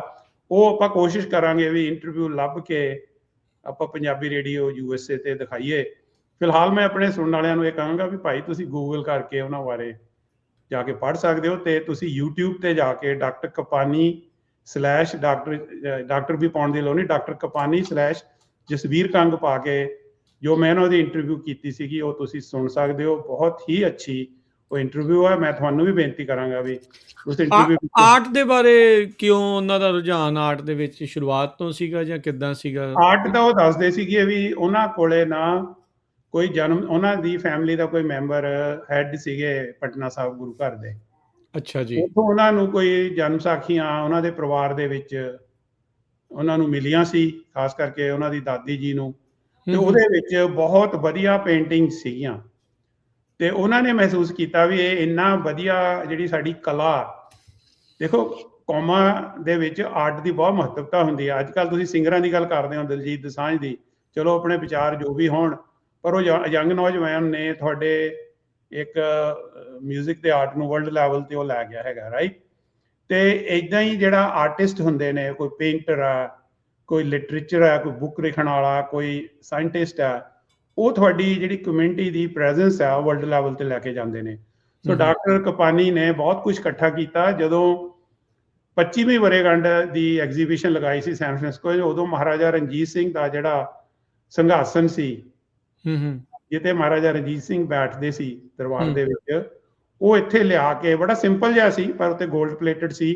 ਉਹ ਅਲਬਰਟ ਆਰਟਸ ਮਿਊਜ਼ੀਅਮ ਹੈਗਾ, royal Albert arts museum England ਦੇ ਵਿੱਚ, ਉੱਥੇ ਉਹ ਪਰਮਾਨੈਂਟਲੀ ਪਿਆ। ਸੋ ਡਾਕਟਰ ਸਾਹਿਬ ਦੀ ਹਿੰਮਤ ਦੇਖ ਲਓ ਵੀ ਜੋ ਅਲਬਰਟ ਆਰਟਸ, ਵੇਖਿਆ ਵਿਕਟੋਰੀਆ ਅਲਬਰਟ ਆਰਟਸ ਮਿਊਜ਼ੀਅਮ ਕਿਹਾ ਜਾਂਦਾ, ਲੰਡਨ ਦੇ ਵਿੱਚ ਹੈਗਾ ਇਹ ਜੀ। ਉੱਥੇ ਜੋ ਵੀ ਸਾਡੀ ਕਮਿਊਨਿਟੀ ਨਾਲ ਸੰਬੰਧਿਤ ਆਈਟਮ ਸੀ ਉਹ ਉਹਨਾਂ ਨੇ ਸੈਨ ਫਰਾਂਸਿਸਕੋ ਵਿੱਚ ਲਿਆ ਕੇ ਮਿਊਜ਼ੀਅਮ 'ਚ ਲਗਾਏ ਸੀ। ਲੋਨ ਤੇ ਲਿਆਉਂਦੇ ਹੁੰਦੇ ਸਾਨੂੰ ਉਦੋਂ ਇਹ ਚੀਜ਼ਾਂ ਦੇ ਦਰਸ਼ਨ ਕਰਨ ਦਾ, ਦੇਖਣ ਦਾ ਮੌਕਾ ਮਿਲਿਆ ਸੀ। ਦੇਖੋ ਜਿਹੜਾ ਇੱਕ ਆਰਟ ਹੈ ਨਾ, ਤੁਹਾਨੂੰ ਉਹ ਇੱਕ ਬਿਲੋਂਗਿੰਗ ਦਿੰਦਾ, ਤੁਹਾਨੂੰ ਇਹ ਹੁੰਦਾ ਵੀ ਸਾਡਾ ਵੀ ਕੁਝ ਸੀ, ਕਦੇ ਬਜ਼ੁਰਗਾਂ ਨੇ ਕੁਝ ਪ੍ਰਾਪਤੀਆਂ ਕੀਤੀਆਂ ਸੀ, ਸਾਡਾ ਵੀ ਕਦੇ ਰਾਜ ਭਾਗ ਸੀ, ਸਾਡੇ ਕੋਲੇ ਵੀ ਕੋਈ ਸੱਤਾ ਜਾਂ ਕੋਈ ਏਦਾਂ ਦਾ ਆਰਟ ਸੀ। ਆਰਟ ਹੈ ਸੀ ਆਪਣਾ। ਬਿਲਕੁਲ, ਆਰਟ ਬਹੁਤ ਜ਼ਰੂਰੀ ਹਿੱਸਾ ਜ਼ਿੰਦਗੀ ਦਾ। ਨਹੀਂ, ਇਹ ਤਾਂ ਡਾਕਟਰ ਸਾਹਿਬ ਗੁਰੂ ਸਾਹਿਬ ਨੇ ਤਾਂ ਆਪਾਂ ਨੂੰ ਸਾਰਿਆਂ ਨੂੰ ਆਰਟਿਸਟ ਵਾਲੇ ਪਾਸੇ ਨੂੰ ਹੀ ਜਿਹੜਾ ਉਹ ਤੋਰਿਆ ਹੋਇਆ। ਉਹ ਤਾਂ ਵੱਖਰੀ ਗੱਲ ਆ ਵੀ ਆਪਾਂ ਉੱਦਾਂ ਦੀ ਚੀਜ਼ਾਂ ਕ੍ਰੀਏਟਿਵ ਵਾਲੇ ਪਾਸੇ ਨੂੰ ਘੱਟ ਜਾਂਦੇ ਹਾਂ। ਕੀਰਤਨ ਖੁਦ ਕਰਨਾ, ਤਾਂਤੀ ਸਾਜ਼ ਵਜਾਉਣੇ, ਦੇਖੋ ਪੋਇਟਰੀ, ਉਹਨਾਂ ਨੇ ਕਿੰਨੇ ਇੰਸਟੀਟਿਊਸ਼ਨਸ ਦੇ ਉੱਤੇ ਕਿੰਨਾ ਟਾਈਮ ਤੇ ਕਿੰਨੀ ਮਨੀ ਵੀ ਉਦੋਂ ਸਪੈਂਡ ਕੀਤੀ ਹੋਊਗੀ ਵੀ ਸਿੱਖਾਂ ਨੂੰ ਇਹ ਇੰਸਟੀਚਿਊਟਸ ਦੇ ਕੇ ਜਾਣੇ। ਦੇਖੋ ਜਿਹੜੀ ਤੁਸੀਂ ਆਰਟ ਦੀ ਗੱਲ ਕਰਦੇ ਆ, ਜਿੰਨੇ ਵੀ ਗੁਰੂ ਗ੍ਰੰਥ ਸਾਹਿਬ ਦੇ ਵਿੱਚ ਸਾਡੀ ਬਾਣੀ ਅੰਕਿਤ ਆ, ਉਹ ਸਾਰੀ ਮਿਊਜ਼ੀਕਲ ਨੋਟਸ ਤੇ ਲਿਖੀ ਹੋਈ ਆ, ਰਾਗਾਂ ਦੇ ਉਹ ਨਾਲ ਰਾਗ ਡਿਫਾਈਨ ਕੀਤੇ ਆ। ਇਹ ਸਾਰਾ ਆਰਟਿਸਟਿਕ ਵੇ ਆ, ਤੇ ਉਹ ਗੁਰਬਾਣੀ ਦਾ ਇੰਨਾ ਮਤਲਬ ਪ੍ਰਭਾਵ ਹੈ ਜਿਹੜਾ ਜਦੋਂ ਤੁਸੀਂ ਉਹ 'ਚ ਮਿਊਜ਼ਿਕ ਐਡ ਕਰ ਦਿੰਦੇ ਹੋ। ਜਿਵੇਂ ਤੁਸੀਂ ਕੋਈ ਚੀਜ਼ ਪੀਂਦੇ ਹੋ, ਮਿੱਠਾ ਪਾ ਕੇ ਹੋਰ ਸਵਾਦ ਹੋ ਜਾਂਦੀ ਆ। ਸੋ ਮਿਊਜ਼ਿਕ ਇੱਕ ਏਦਾਂ ਦੀ ਚੀਜ਼ ਆ, ਤੇ ਆਰਟ ਵੀ ਕਿੱਦਾਂ ਦੀ ਚੀਜ਼ ਆ, ਪੇਂਟਿੰਗਸ, ਆਰਟ। ਉਹ ਡਾਕਟਰ ਸਾਹਿਬ ਨੇ ਇੱਕ ਬਹੁਤ ਵਧੀਆ ਕੰਮ ਕੀਤਾ ਕਿ ਸਾਡੀ ਕੌਮ, ਤਾਂ ਮੈਂ ਇਸ ਚੀਜ਼ ਦੇ ਬਾਰੇ ਕੰਟਰੋਵਰਸ਼ੀਅਲ ਗੱਲ ਨਹੀਂ ਕਰਨੀ ਚਾਹੁੰਦਾ, ਪਰ ਮੈਂ ਕਹਿ ਦਿੰਦਾ, ਸਾਡੇ ਕੋਲੇ ਪੁਰਾਤਨ ਗੁਰਦੁਆਰੇ ਸੀ ਪੰਜਾਬ ਦੇ ਵਿੱਚ। ਜਦੋਂ ਮੈਂ ਛੋਟਾ ਹੁੰਦਾ ਸੀ, ਮੈਂ ਵੀ ਕਈ ਗੁਰੂ ਘਰ ਵੇਖੇ ਨੇ ਜਿੱਥੇ ਬਹੁਤ ਪੁਰਾਣਾ ਆਰਟ ਵਰਕ ਹੁੰਦਾ ਸੀ। ਉਹ ਇੱਕ ਸਾਡੀ ਪੁਰਾਣੀ ਜਨਰੇਸ਼ਨ ਦੇ ਨਾਲ ਇੱਕ ਸਾਡਾ ਕਨੈਕਸ਼ਨ ਸੀ। ਉਹ ਅਸੀਂ ਢਾਹ ਕੇ ਬਿਲਡਿੰਗਾਂ, ਸੰਗਮਰਮਰ ਦੀਆਂ ਬਿਲਡਿੰਗਾਂ ਬਣਾਤੀਆਂ। ਉਹ ਕੰਧਾਂ ਦੇ ਉੱਤੇ, ਛੱਤਾਂ ਦੇ ਉੱਤੇ ਬੜਾ ਸੋਹਣਾ ਜਿਹੜਾ ਉਹ ਪੁਰਾਣਾ ਸ਼ੀਸ਼ੇ ਦਾ ਆਰਟ ਵਰਕ, ਪੇਂਟਿੰਗਸ। ਇੱਕ ਨਾ ਮਸੀਤ ਹੈਗੀ ਆ ਜਿਹੜੀ ਹਰਗੋਬਿੰਦ, ਗੁਰੂ ਹਰਗੋਬਿੰਦ ਜੀ ਦੇ ਨਾਲ ਜਿਹਦਾ ਇਤਿਹਾਸ ਜੁੜਿਆ, ਉਹਦੀ ਸਾਰੀ ਇਹਨਾਂ ਨੇ ਰਿਪੇਅਰ ਵੀ ਕਰਾਈ ਡਾਕਟਰ ਕਪਾਨੀ ਨੇ। ਡਾਕਟਰ ਕਪਾਨੀ ਨੇ ਜਿਹੜੇ ਪਾਕਿਸਤਾਨ 'ਚ ਕੋਈ ਗੁਰੂ ਘਰ ਆ ਜਿੱਥੇ ਆਰਟ ਨੂੰ ਰਿਸਟੋਰ ਕਰਨ ਲਈ ਵੀ ਕੰਟਰੀਬਿਊਸ਼ਨਸ ਦਿੱਤੀਆਂ। ਬਹੁਤ ਸਾਰੀਆਂ ਇਹਨਾਂ ਦੀਆਂ ਗੱਲਾਂ, ਆਪਾਂ ਕਈ ਘੰਟੇ ਇਹਨਾਂ ਬਾਰੇ ਗੱਲਾਂ ਕਰ ਸਕਦੇ ਹਾਂ, ਪਰ ਮੈਂ ਇਹ ਪ੍ਰੋਗਰਾਮ ਸੁਣਨ ਵਾਲਿਆਂ ਨੂੰ ਹੱਥ ਜੋੜ ਕੇ ਬੇਨਤੀ ਕਰਦਾ ਵੀ ਜੇ ਤੁਸੀਂ ਇੱਦਾਂ ਦੇ ਇਨਸਾਨਾਂ ਬਾਰੇ ਨਹੀਂ ਜਾਣਦੇ, ਇਹ ਸਾਡੀ ਕੌਮ ਦੇ ਹੀਰੇ, ਇਹ ਸਾਡੀ ਕੌਮ ਦਾ ਬਹੁਤ ਵੱਡਮੁੱਲਾ ਸਰਮਾਇਆ। ਉਹਨਾਂ ਦੀ ਕੰਟਰੀਬਿਊਸ਼ਨ ਦੁਨੀਆ ਦੇ ਵਿੱਚ ਵਰਲਡ ਲੈਵਲ ਤੇ ਲੋਕ ਉਹਨਾਂ ਨੂੰ ਜਾਣਦੇ ਆ, ਪਰ ਅਸੀਂ ਖੁਦ ਨਹੀਂ ਜਾਣਦੇ। ਇੱਕ ਨਾ ਜਾਣਨ ਦੀ ਵਜ੍ਹਾ ਇਹ ਵੀ ਹੈ ਕਿ ਡਾਕਟਰ ਕਪਾਨੀ ਲੜਾਈ ਝਗੜ ਵਾਲੇ ਚੱਕਰਾਂ 'ਚ ਨਹੀਂ ਸੀ ਪੈਂਦੇ। ਸਾਡੀ ਬਦਨਸੀਬੀ ਆ ਵੀ ਜਿਹੜੇ ਸਾਡੀਆਂ ਸੰਸਥਾਵਾਂ ਨੇ, ਸਾਡੇ ਗੁਰੂ ਘਰਾਂ 'ਚ ਸਿਆਸਤ ਆ ਜਾਂਦੀ ਆ।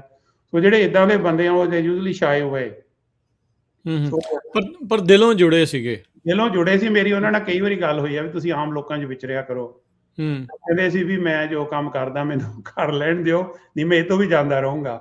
ਸੋ ਉਹਨਾਂ ਨੇ ਇੱਕ ਆਪਣੇ ਐਥਲੀਟ ਸੀਗੇ 1984 ਦੇ ਵਿੱਚ ਓਲੰਪਿਕਸ 'ਚ ਆਏ ਸੀ, ਇੱਥੇ ਅਸਾਈਲਮ ਲਿਆ, ਉਹਦੇ 'ਚ ਵੀ ਉਹਨਾਂ ਨੇ ਉਹਦਾ ਸਹਿਯੋਗ ਦਿੱਤਾ ਸੀ ਜਦੋਂ 1984 ਦਾ ਜੋ ਟ੍ਰੈਜਡੀ ਹੋਈ ਜਾਂ ਅਟੈਕ ਹੋਇਆ। ਸੋ ਡਾਕਟਰ ਕਪਾਨੀ ਕੌਮ ਦੇ ਨਾਲ ਪੂਰੇ ਜੁੜੇ ਹੋਏ ਸੀ, ਦਿਲੋਂ ਪਿਆਰ ਕਰਦੇ ਸੀ, ਪਰ ਉਹ ਸਿਆਸੀ ਵਿਰਤੀ ਵਾਲੇ ਇਨਸਾਨ ਨਹੀਂ ਸੀਗੇ। ਉਹ ਨਿਰਪੱਖ ਤੇ ਵੱਡੀ ਸੋਚ ਦੇ ਮਾਲਕ ਸੀ। ਅਸੀਂ ਕਈ ਵਾਰੀ ਛੋਟੀਆਂ ਸਿਆਸਤਾਂ ਕਰਕੇ ਆਪਣੇ ਦਾਇਰੇ ਨੂੰ ਛੋਟਾ ਕਰਕੇ ਦੂਜੇ ਲੋਕਾਂ ਨੂੰ ਆਪਣੇ ਨਾਲੋਂ ਤੋੜ ਲੈਂਦੇ ਹਾਂ। ਸੋ ਮੇਰੀ ਤਾਂ ਇਹੀ ਸੋਚ ਆ ਵੀ ਜਿਹੜਾ ਉਹਨਾਂ ਦਾ ਕੰਮ ਆ ਉਹ ਉਹਦੀ ਦੁਨੀਆ ਥਾਈ ਇਸ ਦੁਨੀਆ ਤੇ ਲੋਕ ਜਿਹੜੇ ਸਮਝ ਵਾਲੇ ਲੋਕ ਉਹਨਾਂ ਨੂੰ ਯਾਦ ਕਰਨਗੇ। ਜਿਹੜੇ ਸਿਆਸਤ ਕਰਦੇ ਆ ਨਾ, ਉਹ ਸੋਚਦੇ ਆ ਵੀ ਅਸੀਂ ਬੜੇ ਨਾਡੂ ਖਾਂ, ਬਾਅਦ 'ਚ ਉਹਨਾਂ ਨੂੰ ਕੋਈ ਯਾਦ ਨਹੀਂ ਕਰਦਾ। ਚਲੋ ਤੁਸੀਂ ਜੋ ਕੁਝ ਕਹਿ ਰਹੇ ਜੀ, ਮੈਂ ਕਹਿਣ ਲੱਗਾ ਸੀਗਾ ਵੀ 1985 'ਚ ਕੈਨੇਡਾ 'ਚ ਵਰਲਡ ਸਿੱਖ ਆਰਗੇਨਾਈਜੇਸ਼ਨ ਨੇ ਇੱਕ ਨੈਸ਼ਨਲ ਕਨਵੈਨਸ਼ਨ ਕਰਾਈ ਸੀ, ਉਦੋਂ ਵੀ ਉੱਥੇ ਬੋਲੇ ਵੀ ਸੀਗੇ।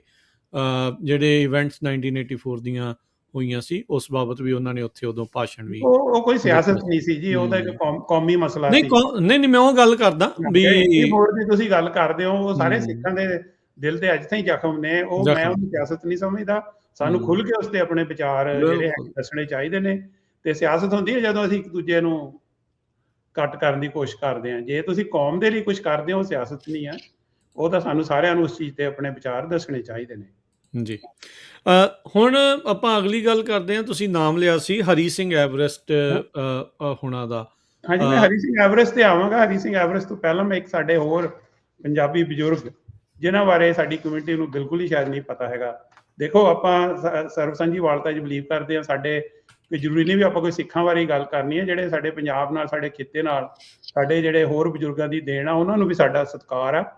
ਤੇ ਇੱਥੇ ਇੱਕ ਬਹੁਤ ਵੱਡੇ ਸਾਇੰਸਦਾਨ ਹੋਏ ਨੇ ਡਾਕਟਰ ਕਪਾਨੀ ਦੇ ਲੈਵਲ ਦੇ ਹੀ, ਜਿਨ੍ਹਾਂ ਨੂੰ ਨੋਬਲ ਪ੍ਰਾਈਜ਼ ਵੀ ਮਿਲਿਆ।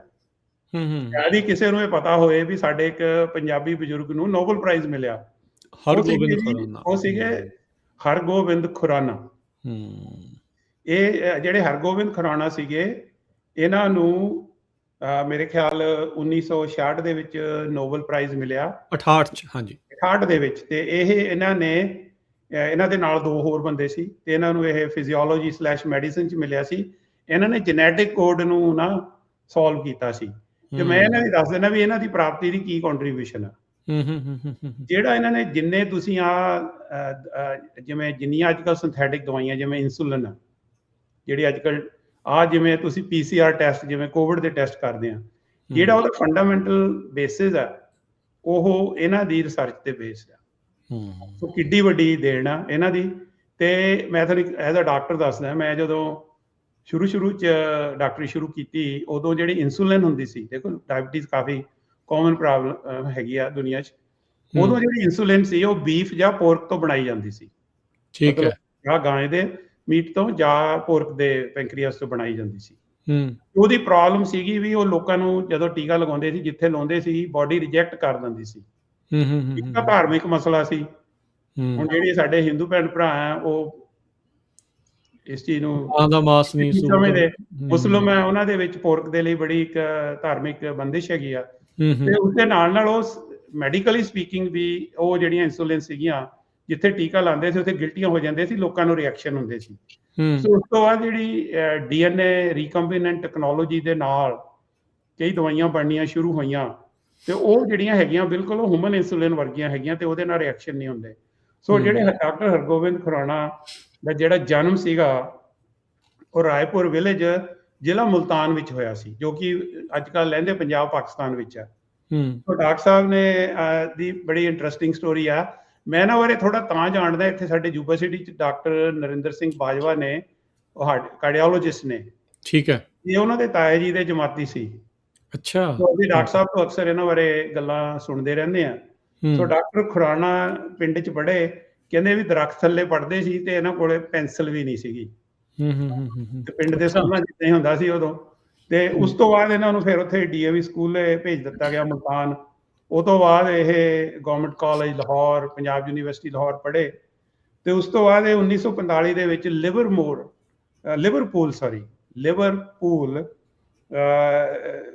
ਪੜ੍ਹਨ ਲਈ ਇੰਗਲੈਂਡ 'ਚ ਚਲੇ ਗਏ। ਉੱਥੇ ਇਹਨਾਂ ਨੇ ਕੈਮਿਸਟਰੀ ਪੜ੍ਹੀ। ਉੱਥੋਂ ਇਹ ਉਸ ਤੋਂ ਬਾਅਦ ਇਹ ਸਵਿਟਜ਼ਰਲੈਂਡ ਗਏ। ਉਸ ਤੋਂ ਬਾਅਦ ਇਹ ਦਿੱਲੀ ਚਲੇ ਗਏ ਜੀ। ਜਦੋਂ 47 'ਚ ਵੰਡ ਹੋ ਗਈ, ਇਹਨਾਂ ਦੇ ਜਿਹੜੇ ਫੈਮਿਲੀ ਸੀ ਉਹ ਮੁਲਤਾਨ ਤੋਂ ਦਿੱਲੀ ਮੂਵ ਹੋ ਗਈ। ਸੋ ਇਹਨਾਂ ਨੇ ਸੋਚਿਆ ਵੀ ਜਾ ਕੇ ਮੈਂ ਆਪਣੇ ਪਰਿਵਾਰ ਦੀ ਹੈਲਪ ਕਰਾਂ। ਕੈਨ ਯੂ ਬਲੀਵ ਇਟ, ਉਹਨਾਂ ਨੂੰ 1949 'ਚ ਉੱਥੇ ਜੌਬ ਹੀ ਨਹੀਂ ਮਿਲੀ। ਦੇਖੋ। ਤੇ ਫਿਰ ਇਹ ਦੁਬਾਰਾ ਕੈਂਬਰਿਜ ਚਲੇ ਗਏ। ਕੈਂਬਰਿਜ 'ਚ ਇਹਨਾਂ ਨੇ 2 ਸਾਲ, ਕੈਂਬਰਿਜ ਯੂਨੀਵਰਸਿਟੀ ਬੜੀ ਮਸ਼ਹੂਰ ਯੂਨੀਵਰਸਿਟੀ ਇੰਗਲੈਂਡ ਦੀ, ਉੱਥੇ ਰਹੇ। ਹਾਂਜੀ। ਉਸ ਤੋਂ ਬਾਅਦ ਇਹ ਵੈਂਕੂਵਰ ਬ੍ਰਿਟਿਸ਼ ਕੋਲੰਬੀਆ ਚਲੇ ਗਏ। ਇਹਨਾਂ ਨੇ ਉੱਥੇ ਲੈਬ ਬਣਾਈ।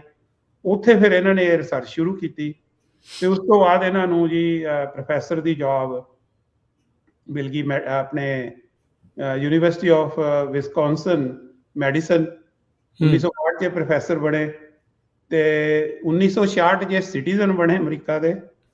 ਤੇ ਉਸ ਤੋਂ ਬਾਅਦ MIT ਜਿਹੜਾ ਮੈਸਾਚੂਸੇਟਸ ਆਫ ਟੈਕਨੋਲੋਜੀ, ਬਹੁਤ ਫੇਮਸ ਟੈਕਨੋਲੋਜੀ ਦਾ ਵਰਲਡ ਫੇਮਸ ਇੰਸਟੀਚਿਊਟ ਹੈਗਾ ਜਾਂ ਇੰਸਟੀਟਿਊਸ਼ਨ ਹੈਗਾ। ਇੱਥੇ ਇਵਨ ਡਾਕਟਰ ਗੁਰਮੀਤ ਸਿੰਘ ਔਲਖ ਦਾ ਨਾਮ ਵੀ ਅਸੀਂ ਸੁਣਿਆ, ਉਹ ਵੀ ਉੱਥੇ PhD ਉਹਨਾਂ ਨੇ ਜੈਨੇਟਿਕਸ ਤੇ ਕੀਤੀ ਸੀ। ਡਾਕਟਰ ਔਲਖ ਨੇ ਵੀ ਬਹੁਤ ਕਮਿਊਨਿਟੀ ਕੰਮ ਕੀਤਾ। ਆਉਣ ਵਾਲੇ ਪ੍ਰੋਗਰਾਮਾਂ 'ਚ ਉਹਨੇ ਬਾਰੇ ਵੀ ਜੇ ਮੌਕਾ ਮਿਲਿਆ ਕਰਾਂਗੇ। ਸੋ ਡਾਕਟਰ ਸਾਹਿਬ ਨੂੰ ਫਿਰ ਡਾਕਟਰ ਹਰਗੋਬਿੰਦ ਖੁਰਾਣਾ ਨੂੰ 1968 ਦੇ ਵਿੱਚ ਜਿਹੜਾ ਨੋਬਲ ਪ੍ਰਾਈਜ਼ ਮਿਲਿਆ। ਸੋ ਅਸੀਂ ਇਹਨਾਂ ਦਾ ਬਹੁਤ ਸਤਿਕਾਰ ਕਰਦੇ ਹਾਂ। ਇਹਨਾਂ ਦਾ ਜਨਮ 1922 'ਚ ਹੋਇਆ ਤੇ ਡੈਥ 2011 'ਚ ਜੀ। ਤੇ ਮੈਂ ਅੱਜ ਤਾਈਂ ਕਦੇ ਸਾਡੀ ਕਮਿਊਨਿਟੀ ਦੇ ਵਿੱਚ ਨਹੀਂ ਸੁਣਿਆ ਵੀ ਇਹਨਾਂ ਨੂੰ ਕਦੇ ਕਿਸੇ ਨੇ ਬੁਲਾ ਕੇ ਇਹਨਾਂ ਨੂੰ ਰਿਕੋਗਨਾਈਜ਼ ਕੀਤਾ ਹੋਵੇ ਜਾਂ ਇਹਨਾਂ ਬਾਰੇ ਅਸੀਂ ਕਦੇ ਗੱਲ ਕੀਤੀ ਹੋਵੇ। ਸੋ ਅਸੀਂ ਵੀ ਇਹ ਸਾਡੇ ਇੱਕ ਪੰਜਾਬੀ ਬਜ਼ੁਰਗ ਨੂੰ ਸਜਦਾ ਕਰਦੇ ਹਾਂ, ਜਿਨ੍ਹਾਂ ਨੂੰ ਕਿ ਦੁਨੀਆ ਦਾ ਸਭ ਤੋਂ ਵੱਡਾ ਅਵਾਰਡ ਨੋਬਲ ਪ੍ਰਾਈਜ਼ ਮਿਲਿਆ ਉਹਨਾਂ ਦੀ ਰਿਸਰਚ ਲਈ। ਤੇ ਸਾਨੂੰ ਇਹਨਾਂ ਲਈ ਵੀ ਸਾਡੇ ਲਈ ਦਿਲ 'ਚ ਬਹੁਤ ਮਾਣ ਤੇ ਰਿਸਪੈਕਟ ਹੈ। ਨਹੀਂ, ਬਿਲਕੁਲ। ਸੋ ਦੇਖੋ ਵੀ ਬ੍ਰੇਕ ਥਰੂ ਡਿਸਕਵਰੀਜ਼ ਜਾਂ ਬ੍ਰੇਕ ਥਰੂ ਇਨਵੈਂਸ਼ਨਸ ਜਿਹੜੀਆਂ ਸੀਗੀਆਂ, ਜਿਨ੍ਹਾਂ ਦੇ ਨਾਲ ਦੁਨੀਆ ਦਾ ਰੁੱਖ ਜਿਹੜਾ ਬਦਲਿਆ ਹੈਗਾ ਆ। ਤੇ ਡਾਕਟਰ ਕੰਗ, ਹੁਣ ਆਪਾਂ ਜਿੱਦਾਂ ਤੁਸੀਂ ਕਿਹਾ ਸੀਗਾ ਵੀ ਹੁਣ ਆਪਾਂ ਹਰੀ ਸਿੰਘ ਐਵਰੈਸਟ। ਹਾਂਜੀ। ਹੁਣ ਮੈਂ ਇੱਕ ਏਦਾਂ ਦੇ ਬਜ਼ੁਰਗ ਬਾਰੇ ਗੱਲ ਕਰਦਾ ਵੀ ਜਿਹਨਾਂ ਨੂੰ ਯੂਬਾ ਸਿਟੀ 'ਚ ਹਰ ਕੋਈ ਜਾਣਦਾ, ਪਰ ਮੇਰੇ ਖਿਆਲ 'ਚ ਸ਼ਾਇਦ ਯੂਬਾ ਸਿਟੀ ਤੋਂ ਬਾਹਰ ਘੱਟ ਹੀ ਲੋਕ ਜਾਣਦੇ ਨੇ। ਸਰਦਾਰ ਹਰੀ ਸਿੰਘ ਐਵਰੈਸਟ। ਇਹਨਾਂ ਨੂੰ ਬੜੀ ਚੰਗੀ ਤਰ੍ਹਾਂ ਜਾਣਨ ਦਾ, ਮਿਲਣ ਦਾ, ਇਹਨਾਂ ਤੋਂ ਪਿਆਰ ਲੈਣ ਦਾ, ਆਸ਼ੀਰਵਾਦ ਲੈਣ ਦਾ ਸਾਨੂੰ ਮੌਕਾ ਮਿਲਿਆ। ਸੋ ਇਹਨਾਂ ਦਾ ਸਰਦਾਰ ਹਰੀ ਸਿੰਘ ਐਵਰੈਸਟ ਦਾ ਜਨਮ 1916 'ਚ ਹੋਇਆ ਜੀ। ਤੇ ਇਹਨਾਂ ਦੀ ਇੱਕ ਮੈਂ ਤੁਹਾਨੂੰ ਇਹਨਾਂ ਬਾਰੇ ਦੱਸਣ ਤੋਂ ਪਹਿਲਾਂ ਇਹਨਾਂ ਦਾ ਇੱਕ ਬੜਾ ਫੇਮਸ ਸਟੇਟਮੈਂਟ ਆ, ਜਿਹੜੀ ਇਹਨੇ ਇੱਕ ਸਟੇਟਮੈਂਟ ਦਿੱਤੀ ਸੀ ਕਿਸੇ ਮੈਗਜ਼ੀਨ ਦੇ ਅਖਬਾਰ ਦੇ ਵਿੱਚ, ਤੇ ਉਹ ਬੜੀ ਪਾਵਰਫੁਲ ਸਟੇਟਮੈਂਟ ਆ। ਕਹਿੰਦੇ, ਆਈ ਵਾਜ਼ ਬ੍ਰਿਟਿਸ਼ ਸਬਜੈਕਟ ਬਾਏ ਸਬਜੂਗੇਸ਼ਨ। ਮੈਂ ਇੱਕ ਬ੍ਰਿਟਿਸ਼ ਨਾਗਰਿਕ ਸੀਗਾ ਗੁਲਾਮੀ ਕਰਕੇ, ਐਂਡ ਇੰਡੀਅਨ ਬਾਏ ਬਰਥ। ਤੇ ਜਨਮ ਦੇ ਹਿਸਾਬ ਨਾਲ ਮੈਂ ਭਾਰਤੀ ਸੀ। ਪਾਕਿਸਤਾਨੀ ਬਾਏ ਸਰਕਮਸਟੈਂਸਿਸ, ਹਾਲਾਤਾਂ ਕਰਕੇ ਮੈਂ ਪਾਕਿਸਤਾਨੀ ਹੋ ਗਿਆ ਕਿਉਂਕਿ ਇਹਨਾਂ ਦਾ ਲੈਲਪੁਰ ਦਾ ਜਨਮ ਸੀ। And an American by choice. ਕਹਿੰਦੇ ਵੀ ਮੈਂ ਅਮਰੀਕਨ ਆਪਣੀ ਮਰਜ਼ੀ ਨਾਲ ਬਣਿਆ, ਬਾਕੀ ਚੀਜ਼ਾਂ ਤੇ ਮੇਰਾ ਹੱਥ ਨਹੀਂ ਸੀ। ਗੁਲਾਮ ਹੋਣ 'ਚ ਮੇਰਾ ਕੋਈ ਹੱਕ ਨਹੀਂ ਸੀ। ਕਿੱਥੇ ਮੈਂ ਪੈਦਾ ਹੋਣਾ ਉੱਥੇ ਮੇਰਾ ਹੱਕ ਨਹੀਂ ਸੀ, ਤੇ ਕਿਹੜੇ ਮੁਲਕ 'ਚ ਮੇਰਾ ਜ਼ਿਲ੍ਹਾ ਆ ਗਿਆ ਲੈਲਪੁਰ, ਮੇਰਾ ਉੱਥੇ ਕੋਈ ਕੰਟਰੋਲ ਨਹੀਂ ਸੀ। ਪਰ ਅਮਰੀਕਨ ਬਣਨ ਵਿੱਚ ਮੈਂ ਆਪਣੀ ਮਰਜ਼ੀ ਨਾਲ ਬਣਿਆ, ਜੋ ਕਿ ਬਹੁਤੇ ਅਮਰੀਕਨਸ, ਜੋ ਆਪਣੇ ਸਿੱਖ ਅਮਰੀਕਨ ਮੈਜੋਰਟੀ 'ਚ ਬਾਏ ਚੋਇਸ ਆ। ਚੋਇਸ ਵੀ ਸੀ, ਕਈ ਵਾਰੀ ਮਜਬੂਰੀ 'ਚ ਉੱਥੋਂ ਜੀ ਧੱਕੇ ਮਾਰ ਕੇ ਕੱਢਿਆ ਵੀ ਗਿਆ, ਹਾਲਾਤ ਸੀ ਜਿਹੜੇ ਉਹ, ਪਰ ਬਹੁਤੇ ਦਾ ਚੋਇਸ ਨਾਲ ਹੀ ਆਏ ਆ ਵਧੀਆ ਜ਼ਿੰਦਗੀ ਬਣਾਉਣ ਲਈ।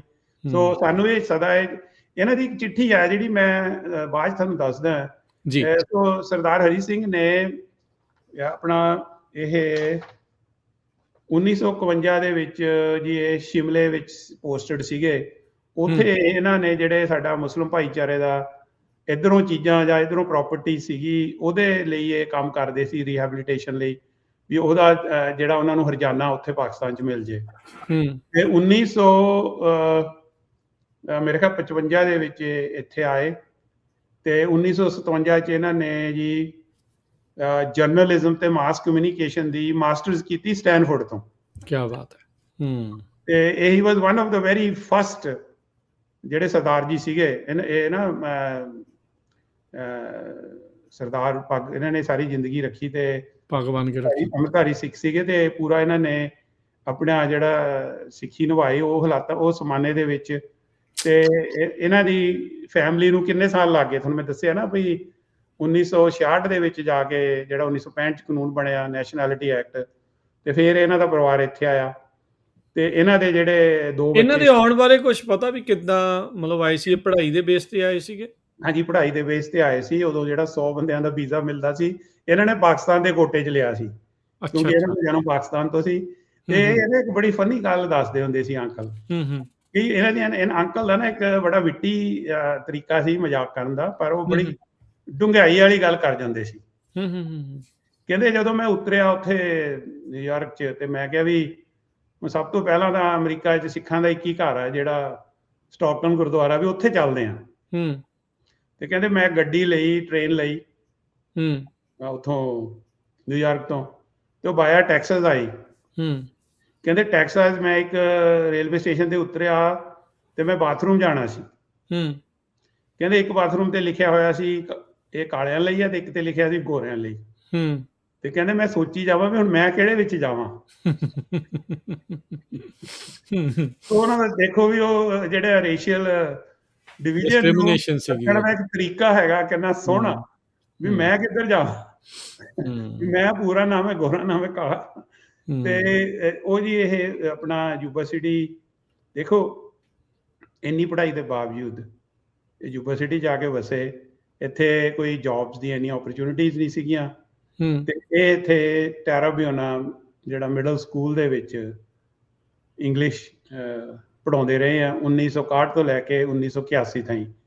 ਯੂਬਾ ਕਾਲਜ ਦੇ ਵਿੱਚ ਵੀ ਇਹਨਾਂ ਨੇ ਪੰਜਾਬੀ ਤੇ ਕਲਚਰ ਦੀ ਕਲਾਸ ਪੜ੍ਹਾਈ ਆ। ਇਹ ਪਹਿਲੇ ਸੀਗੇ ਮੈਨੂੰ ਲੱਗਦਾ ਟੀਚਰ ਸਾਊਥ ਏਸ਼ੀਅਨ ਮੂਲ ਦੇ ਉਸ ਟਾਈਮ ਤੇ, ਜਦੋਂ ਯੂਬਾ ਸਟਰ ਸਕੂਲ ਸਿਸਟਮ ਦੇ ਵਿੱਚ ਆਏ ਸੀਗੇ। ਹਾਂਜੀ ਹਾਂਜੀ, ਸਾਡੇ ਕੋਲ ਪ੍ਰੋਫੈਸਰ ਸੀਗੇ, ਜਿਵੇਂ ਪ੍ਰੋਫੈਸਰ ਬੌਬ ਬਲਦੇਵ ਸਿੰਘ, ਤੇ ਇੱਕ ਸਾਡੇ ਇੱਥੇ ਹੈਗੇ ਰੇਸ਼ਮ ਸਿੰਘ ਕੇਜਲੀ, ਉਹ ਕਾਲਜ ਵਿੱਚ ਪੜ੍ਹਾਉਂਦੇ ਸੀ, ਸਕੂਲ 'ਚ ਨਹੀਂ ਸੀ। ਹਾਂ, ਤੇ ਸਕੂਲ ਵਿੱਚ ਮੇਰੇ ਖਿਆਲ ਦਸਤਾਰ ਵਾਲੇ ਪਹਿਲੇ ਸ਼ਖਸ ਸੀਗੇ। ਤੇ ਇਹਨਾਂ ਦਾ ਇੱਥੇ ਨਾ ਕਿਉਂਕਿ ਪੜ੍ਹੇ ਲਿਖੇ ਸੀ, ਤੇ ਯੂਜਲੀ ਕਮਿਊਨਿਟੀ ਦਾ ਕੋਈ ਵੀ ਜਦੋਂ ਕੋਈ ਇਸ਼ੂ ਹੁੰਦਾ ਸੀ ਤੇ he was very good in representing the community. ਇਹ ਦੱਸਦੇ ਵੀ ਕਿੱਦਾਂ ਸਟਾਕਟਨ ਜਾਂਦੇ ਸੀ, ਫਿਰ ਇੱਥੇ ਲੋਕਾਂ ਨੇ ਮਹਿਸੂਸ ਕੀਤਾ ਵੀ ਗੁਰੂ ਘਰ ਦੀ ਲੋੜ ਆ, ਯੂਨੀਵਰਸਿਟੀ ਵਿਰੋਧਤਾ ਵੀ ਸੀ ਵੀ ਕੀ ਲੋੜ ਆ ਜੀ ਬਣਾਉਣ ਦੀ, ਜਿਵੇਂ ਆਪਣੇ ਹੁੰਦਾ ਹੀ ਆਵੇ ਨਾ ਹਰ ਚੀਜ਼ ਦੀ ਵਿਰੋਧਤਾ ਕਰਨੀ।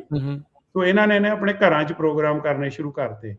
ਤੇ ਫਿਰ ਘਰਾਂ 'ਚ ਜਦੋਂ ਇਹਨਾਂ ਕੋਲ ਗੁਰੂ ਗ੍ਰੰਥ ਸਾਹਿਬ ਦਾ ਇਹਨਾਂ ਦੇ ਘਰ 'ਚ ਅਜੇ ਵੀ ਪ੍ਰਕਾਸ਼ ਹੈਗਾ, ਇਹਨਾਂ ਦੇ ਘਰ 'ਚ, ਜਿਹੜੇ ਮੈਂ ਇਹਨਾਂ ਦੇ ਪਰਿਵਾਰ ਬਾਰੇ ਦੱਸਾਂਗਾ ਬਾਅਦ ਤੁਹਾਨੂੰ। ਤੇ ਇਹ ਜਦੋਂ ਪ੍ਰੋਗਰਾਮ ਕਰਦੇ ਸੀ ਦੂਜਿਆਂ ਦੇ ਘਰ ਜਾ ਕੇ ਜਾਂ ਹੋਰ, ਤਾਂ ਫਿਰ ਜੋ ਉੱਥੇ ਪੈਸੇ ਇਕੱਠੇ ਹੁੰਦੇ ਸੀ, ਗੁਰੂ ਘਰ ਤੈਰਾਬਿਆਨਾ ਬਣਿਆ, ਕਿਉਂਕਿ ਇਹ ਖੁਦ ਤਾਂ ਟੀਚਰ ਸੀ, ਇਹਨਾਂ ਦੀ ਇੰਨੀ ਸਮਰੱਥਾ ਨਹੀਂ ਸੀ, ਪਰ ਜਿਹੜਾ ਸੰਗਤ ਦਾ $5000 ਇਕੱਠਾ ਹੋਇਆ ਸੀ, ਉਹ ਵੀ ਗੁਰੂ ਘਰ ਦੇ ਫੰਡ ਦੇ ਵਿੱਚ ਇਹਨਾਂ ਨੇ, ਮਤਲਬ ਇਹਨਾਂ ਦੇ ਸਾਥੀਆਂ ਨੇ ਤੇ ਇਹਨਾਂ ਨੇ ਉਹ ਹਿੱਸਾ ਸੀਗਾ। ਤੇ ਇਹ ਗੁਰੂ ਘਰ ਦੇ ਬੜੇ ਸਾਲ ਸਟੇਜ ਸੈਕਟਰੀ ਵੀ ਰਹੇ ਨੇ। ਠੀਕ ਹੈ। ਮੈਂ ਵੀ ਜਦੋਂ ਆਇਆ, ਇਹ ਬੜਾ ਸੋਹਣਾ, ਕਿਉਂਕਿ ਕਿਸੇ ਬੱਚੇ ਦਾ ਵਿਆਹ ਹੁੰਦਾ ਸੀ, ਤੇ ਉਹ ਬੜਾ ਸੋਹਣੇ ਤਰੀਕੇ ਨਾਲ ਉਹਨਾਂ ਨੂੰ ਇੰਗਲਿਸ਼ ਦੇ ਵਿੱਚ ਮੱਤ ਜਾਂ ਆਪਾਂ ਕਹਿੰਦੇ ਆ ਵੀ ਉਹਨਾਂ ਨੂੰ ਸਿੱਖਿਆ ਦਿੰਦੇ ਸੀਗੇ। ਤੇ ਇਹ ਜਿਹੜਾ ਇੱਕ ਆਰਗੇਨਾਈਜੇਸ਼ਨ ਬਣੀ 1984 ਦੇ ਵਿੱਚ ਇੱਥੇ, United Sikhs for human rights, ਤੇ ਇਹ ਉਹਦੇ ਪ੍ਰਧਾਨ ਸੀ। ਇਹ ਇਹਨਾਂ ਨੇ ਇੱਕ ਆਰਗੇਨਾਈਜੇਸ਼ਨ ਬਣਾਈ ਸੀ। ਤੇ ਸਿੱਖ ਰਿਵਿਊ ਮੈਗਜ਼ੀਨ ਜਿਹੜਾ ਕਲਕੱਤੇ ਤੋਂ ਛਪਦਾ, ਉਹਦੇ ਬੜੇ ਸਾਲ ਇੱਥੋਂ ਅਮਰੀਕਾ ਦੇ ਰਿਪਰੈਜ਼ੈਂਟੇਟਿਵ ਰਹੇ। ਤੇ ਇੱਕ ਡਾਕਟਰ ਕਪਾਨੀ ਨੇ ਮੈਗਜ਼ੀਨ ਸ਼ੁਰੂ ਕੀਤਾ ਸੀ ਸਿੱਖ ਸੰਸਾਰ, ਉਹਦੇ ਇਹ ਐਡੀਟੋਰੀਅਲ ਬੋਰਡ ਤੇ ਸੀਗੇ। ਤੇ ਇਹਨਾਂ ਦਾ ਜਿਹੜਾ ਨਾ ਮਤਲਬ ਵੀ ਪਰਿਵਾਰ ਇਕੱਲੇ ਖੁਦ ਨਹੀਂ, ਡਾਕਟਰ ਆਪਣੇ ਹਰੀ ਸਿੰਘ ਜੀ, ਇਹਨਾਂ ਦੇ ਬੇਟੇ ਪਰਮਜੀਤ ਸਿੰਘ ਐਵਰੈਸਟ, ਤੇ ਇਹਨਾਂ ਦੀ ਡਾਟਰ ਇਨ ਲਾ ਸੁਰਿੰਦਰ ਕੌਰ ਐਵਰੈਸਟ, ਉਹਨਾਂ ਦੀ ਬਹੁਤ ਦੇਣ ਹੈ ਜੀ। ਇਹਨਾਂ ਦੀ ਜਿਹੜੀ ਡਾਟਰ ਇਨ ਲਾ ਨੇ, ਉਹਨਾਂ ਨੇ ਤਕਰੀਬਨ 15 ਸਾਲ ਇੱਥੇ ਹਾਈ ਸਕੂਲ 'ਚ ਗੁਰਮੁਖੀ ਪੜ੍ਹਾਈ ਆ। ਤੇ ਮੈਂ ਜਦੋਂ ਹਾਈ ਸਕੂਲ 'ਚ ਪਹਿਲਾਂ ਜਾਂਦਾ ਹੁੰਦਾ ਸੀ, ਉੱਥੇ ਬੱਚੇ ਲੜਾਈ ਝਗੜੇ, ਬੀਅਰ ਦੀਆਂ ਬੋਤਲਾਂ ਇੱਕ ਦੂਜੇ ਦੇ ਮਾਰਦੇ ਹੁੰਦੇ ਸੀ, ਜਾਂ ਉਹਨਾਂ ਦੀਆਂ ਪੈਂਟਾਂ ਤੁਹਾਨੂੰ ਪਤਾ ਨਾ ਨਿਆਣੇ ਸਕੂਲਾਂ 'ਚ ਪਾਉਂਦੇ, ਲੱਤਾਂ ਤੇ ਪਿੱਛੋਂ ਗਿਰਦੀਆਂ ਸੀ, ਇੱਦਾਂ ਦਾ ਮਾਹੌਲ ਹੁੰਦਾ ਸੀ ਸਕੂਲ 'ਚ। ਪਰ ਜਦੋਂ ਦੇ ਮਿਸਿਸ ਐਵਰੈਸਟ ਟੀਚਰ ਬਣੇ, ਉਹਨਾਂ ਨੇ ਬੱਚਿਆਂ ਨੂੰ ਇੰਨਾ ਜੋੜ ਦਿੱਤਾ ਆਪਣੇ ਚੰਗੇ ਵਿਰਸੇ ਦੇ ਨਾਲ ਤੇ ਬੋਲੀ ਦੇ ਨਾਲ ਤੇ ਸੱਭਿਆਚਾਰ ਨਾਲ, ਕਿ ਹੁਣ ਉਹ ਪੰਜਾਬੀ ਨਾਈਟ ਕਰਾਉਂਦੇ ਨੇ ਸਕੂਲ 'ਚ ਆਏ ਸਾਲ, ਤੇ ਬੱਚੇ ਸਾਰੇ ਵੈਲ ਬਿਹੇਵਡ ਨੇ। ਈਵਨ ਕਿ ਇਸ ਸਾਲ ਸਾਡੇ ਮੇਲੇ ਤੇ ਇੱਕ ਪਾਕਿਸਤਾਨ ਤੋਂ ਕੁੜੀ ਆਈ ਹੋਈ ਲੈਲਪੁਰ, ਉਹ ਮੈਂ ਤੁਹਾਨੂੰ ਕਵਿਤਾ ਭੇਜਾਂਗਾ। ਉਹ ਬੇਟੀ ਲੈਲਪੁਰ ਤੋਂ ਆਈ, ਉਰਦੂ 'ਚ ਬੋਲਦੀ ਸੀ, ਉਹਨੇ ਪੰਜਾਬੀ 'ਚ ਕਵਿਤਾ ਲਿਖੀ, ਇਹਨਾਂ ਦੀ ਸਟੂਡੈਂਟ ਹੈ। ਤੇ ਸਾਡੇ ਜਿਹੜਾ ਉੱਥੇ ਸੰਡੇ ਸਕੂਲ ਚੱਲਦਾ ਗੁਰਮੁਖੀ ਦਾ, ਉਹ ਵੀ ਚਲਾਉਣ 'ਚ ਪਰਮਜੀਤ ਤੇ ਸੁਰਿੰਦਰ ਦਾ ਬਹੁਤ ਵੱਡਾ ਰੋਲ ਆ। ਇਹ ਪਰਿਵਾਰ ਦਾ ਬਹੁਤ ਵੱਡਾ ਕੰਟਰੀਬਿਊਸ਼ਨ ਹੈ ਕਮਿਊਨਿਟੀ 'ਚ। ਇਹਨਾਂ ਨੂੰ ਫੈਮਿਲੀ ਆਫ ਦਾ ਈਅਰ ਵੀ ਅਵਾਰਡ ਵੀ ਮਿਲ ਚੁੱਕਿਆ ਇੱਥੇ ਇਸ ਇਲਾਕੇ ਦੇ ਵਿੱਚ। ਸੋ ਬੜੇ ਨਿਮਰਤਾ ਵਾਲੇ ਤੇ ਕਮਿਊਨਿਟੀ ਦੇ ਨਾਲ ਜੁੜੇ ਹੋਏ ਨੇ। ਮੈਂ ਨਾ ਇੱਕ ਦੋ ਇਹਨਾਂ ਦੀਆਂ ਚਿੱਠੀਆਂ ਪੜ੍ਹਦੀਆਂ। ਚਿੱਠੀਆਂ ਦਾ ਕੀ, ਮੈਨੂੰ ਉਹਦਾ ਇਤਿਹਾਸ ਦੱਸੋ। ਚਿੱਠੀ ਕਿਹਨੂੰ ਲਿਖਦੇ ਸੀ, ਕੀ ਸਿਸਟਮ ਸੀਗਾ ਚਿੱਠੀਆਂ ਦਾ? ਇਹ ਆਪਣੇ ਸਰਦਾਰ ਹਰੀ ਸਿੰਘ ਨਾਲ ਲਿਖਾ ਪੜ੍ਹੀ ਦਾ ਇਹਨਾਂ ਨੂੰ ਬਹੁਤ ਸ਼ੌਕ ਸੀ। ਠੀਕ ਹੈ। ਮੇਰੇ ਕੋਲ ਕੋਈ 600 ਚਿੱਠੀਆਂ ਪਈਆਂ ਇਹਨਾਂ ਦੀਆਂ, 3 ਬਾਈਂਡਰ ਨੇ। ਅੱਛਾ। ਆਪਣੇ ਕੋਲ ਇੰਨਾ ਸ਼ਾਇਦ ਟਾਈਮ ਨਹੀਂ ਹੋਊਗਾ, ਮੈਂ 1-2 ਸੈਂਪਲ ਇਹਨਾਂ ਦੇ ਤੁਹਾਨੂੰ ਜੇ ਇਜਾਜ਼ਤ ਹੋ। ਇਹ ਤੁਹਾਡੇ ਨਾਲ ਹੀ ਗੱਲਬਾਤ ਕਰਦੇ ਹੁੰਦੇ ਸੀ ਇਹ ਚਿੱਠੀਆਂ ਕਿਤੇ ਪਬਲਿਕੇਸ਼ਨ? ਚਿੱਠੀਆਂ ਇਹਨਾਂ ਨੇ ਅਖਬਾਰਾਂ ਨੂੰ ਲਿਖੀਆਂ। ਓਕੇ, ਤੇ ਤੁਸੀਂ ਸਾਂਭ ਕੇ ਰੱਖੀਆਂ ਆ? ਇਹਨਾਂ ਦੇ ਫੈਮਿਲੀ ਨੇ ਸਾਂਭ ਕੇ ਰੱਖੀਆਂ। ਇਹਨਾਂ ਦੇ ਬੇਟੇ ਨੇ ਮੈਨੂੰ ਥੋੜੀ ਦੇਰ ਲਈ ਦਿੱਤੀਆਂ ਕਿ ਮੈਂ ਤੁਹਾਡੇ ਨਾਲ ਸ਼ੇਅਰ ਕਰ ਸਕਾਂ। Paramjit, doctor Paramjit Everest dentist ਨੇ। ਠੀਕ ਹੈ। ਤੇ ਉਹਨਾਂ ਨੇ ਇਹ ਚਿੱਠੀਆਂ, ਉਹਨਾਂ ਨੇ ਘਰੇ ਲਾਇਬ੍ਰੇਰੀ ਬਣਾਈ ਹੋਈ ਆ, ਤੇ ਉਹਨਾਂ ਨੇ ਮੈਨੂੰ ਇਹ 1-2 ਦਿਨਾਂ ਲਈ ਚਿੱਠੀਆਂ ਪੜ੍ਹਨ ਲਈ। ਤੁਸੀਂ ਲੋਨ ਤੇ ਲੈ ਕੇ ਆਏ ਆ ਬੇਸਿਕਲੀ? ਲੋਨ ਤੇ ਨਹੀਂ, ਪਰ ਇਹਨਾਂ ਦੀਆਂ ਚਿੱਠੀਆਂ ਨਾ, ਜਿਹੜੀ ਡਿਜੀਟਲ ਆਰਕਾਈਵ ਹੈਗਾ UC ਡੇਵਿਸ ਦਾ, ਹਾਂਜੀ, ਉਹਦੇ ਵਿੱਚ ਵੀ ਚਿੱਠੀਆਂ ਕਾਫੀ ਸਕੈਨ ਹੋ ਕੇ ਕਿਸੇ ਨੇ ਪੜ੍ਹਨੀਆਂ, ਉੱਥੇ ਜਾ ਕੇ ਤੁਸੀਂ ਪੜ੍ਹ ਸਕਦੇ ਹੋ। ਦੇਖੋ, ਜਿਹੜਾ ਲਿਖਾ ਪੜ੍ਹੀ ਆ ਨਾ, ਇਹ ਬੜੀ ਜ਼ਰੂਰੀ ਆ। ਸਾਡੀ ਇਹ ਕੌਮ ਦੀ ਤਰਾਸ਼ਦੀ ਰਹੀ ਹੈ ਵੀ ਸਾਡੇ ਲੋਕਾਂ ਨੇ ਕੁਰਬਾਨੀਆਂ ਕੰਮ ਬਹੁਤ ਕੀਤੇ, ਪਰ ਅਸੀਂ ਕੋਈ ਲਿਖਤੀ ਸਬੂਤ ਨਹੀਂ ਰੱਖਦੇ ਰਹੇ।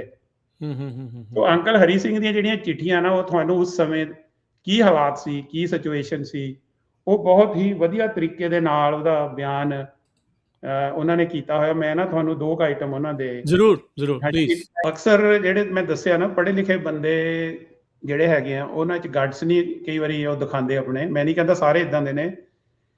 ਅੰਕਲ ਹਰੀ ਸਿੰਘ ਦੇ ਵਿੱਚ ਬੜੀ ਜ਼ਰੂਰ ਸੀ। ਉਹ ਨਾ ਵੀ ਕਿ ਬੰਦਾ ਨਾ ਜਿਹੜਾ ਸਪੇਡ ਨੂੰ ਸਪੇਡ ਕਹਿ ਦੇ, ਉਹ ਹਰੀ ਸਿੰਘ ਨੇ ਬਹੁਤ ਚਿੱਠੀਆਂ ਲਿਖੀਆਂ ਇੱਥੇ। ਜਿਹੜਾ ਲੋਕਲ ਅਖਬਾਰ ਆ ਫੀਲਡ ਡੈਮੋਕ੍ਰੈਟ, ਇੰਡੀਆ ਵੈਸਟ, ਹੋਰ ਅਮਰੀਕਾ ਦੇ ਅਖਬਾਰ ਸੈਕਰਾਮੈਂਟੋ ਵੀ, ਉਹ ਤਕਰੀਬਨ 600 ਦੇ ਕਰੀਬ ਮੇਰੇ ਖਿਆਲ ਚਿੱਠੀਆਂ ਲਿਖ ਚੁੱਕੇ ਆ। ਮੈਂ ਉਹਨਾਂ ਦੀ ਚਿੱਠੀ ਪੜ੍ਹਦਾ ਕਿ ਜਿਹੜੀ ਉਹਨਾਂ ਨੇ ਜੀ ਜਦੋਂ ਦਰਬਾਰ ਸਾਹਿਬ ਤੇ ਹਮਲਾ ਹੋਇਆ, ਤਾਂ ਅਕਸਰ ਜਿਹੜਾ ਅਮਰੀਕਨ ਮੀਡੀਆ ਸੀਗਾ, ਉਹ ਜੋ ਇੰਡੀਆ ਦੇ ਵਿੱਚੋਂ ਰਿਪੋਰਟਾਂ ਆਉਂਦੀਆਂ ਸੀ, ਇੰਡੀਆ ਦੇ ਵਿੱਚ ਜਿਵੇਂ PTI ਜਾਂ UNI ਸੀ ਨਾ, ਉਹ ਜੋ ਗਵਰਨਮੈਂਟ ਦਾ ਨਜ਼ਰੀਆ ਸੀ, ਉਹ ਨਜ਼ਰੀਆ ਵਾਕੂ ਇੱਥੇ ਅਖਬਾਰਾਂ 'ਚ ਛਪਦਾ ਸੀ, ਤੇ ਸਾਡਾ ਅਕਸ ਬਹੁਤ ਖਰਾਬ ਕੀਤਾ ਜਾ ਰਿਹਾ ਸੀ।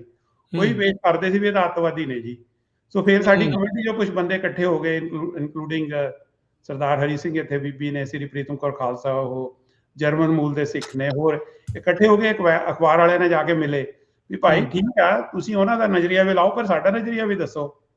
ਹਰ ਚੀਜ਼ ਦੇ ਨਜ਼ਰੀਏ 2 ਹੁੰਦੇ ਨੇ। ਸੋ ਇਹ ਨਾ ਉਹਨਾਂ ਨੇ ਚਿੱਠੀ ਲਿਖੀ, ਜੋ ਕੁਝ ਉਹ ਨਾ ਅਖਬਾਰ 'ਚ ਖਬਰ ਆਈ, ਗਨਮੈਨ ਇਨ ਦਾ ਟੈਂਪਲ। ਉਹਦੇ ਜਵਾਬ ਦੇ ਵਿੱਚ ਉਹਨਾਂ ਨੇ ਚਿੱਠੀ ਲਿਖੀ,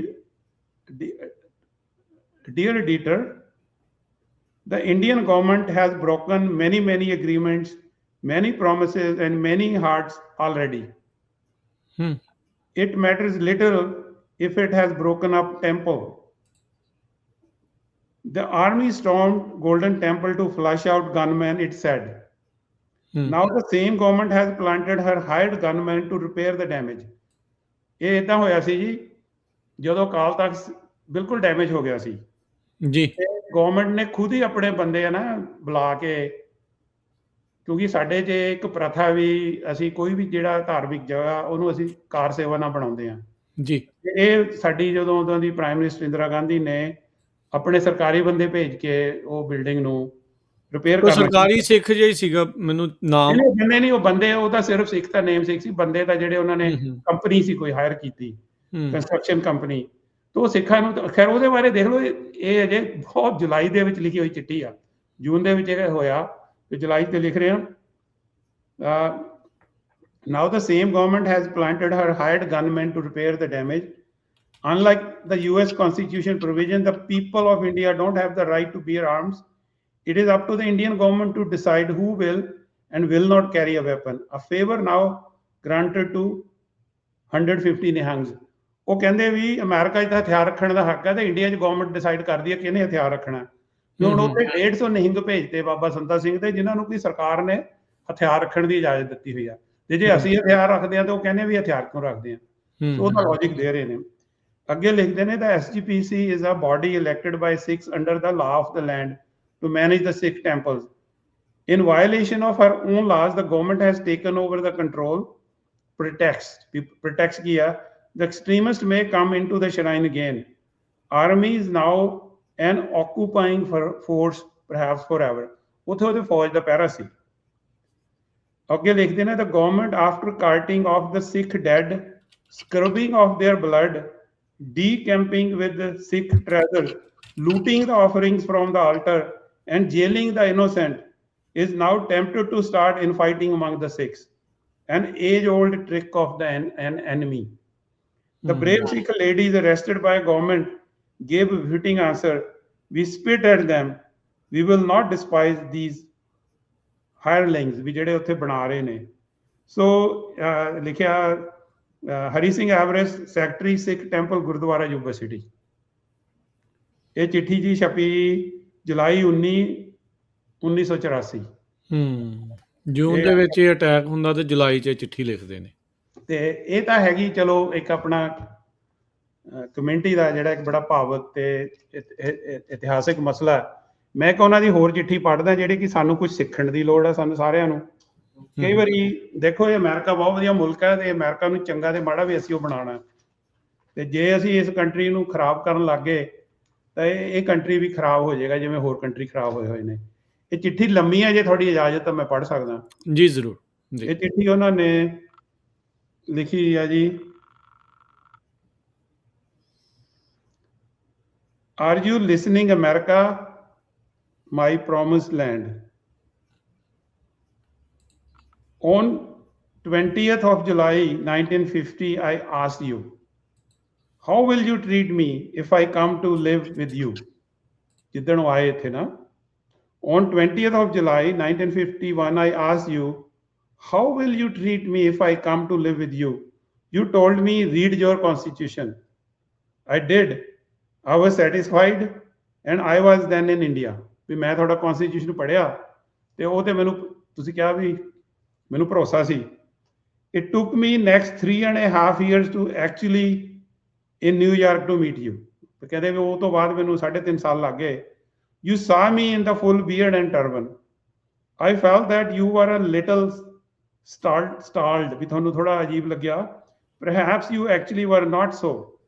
Maybe I was self-conscious in a new land. Anyway, I told you I was a Sikh. You confirmed that there was religious freedom in here. I knew this from constitution. I relaxed. Again, लिखते हैं. I resumed my stay here. I worked with you, worshipped with you, talked with you, walked with you. You asked, I answered. I asked, you answered. You and I agreed.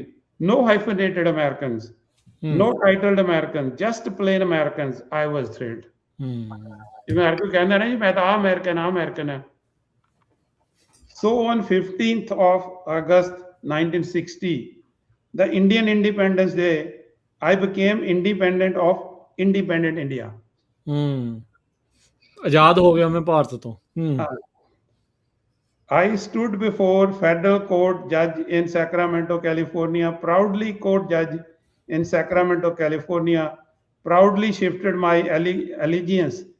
I sounded out loud, I pledge allegiance to the flag of the United States of America and to the republic for which it stands, one nation under God, indivisible with liberty and justice for all.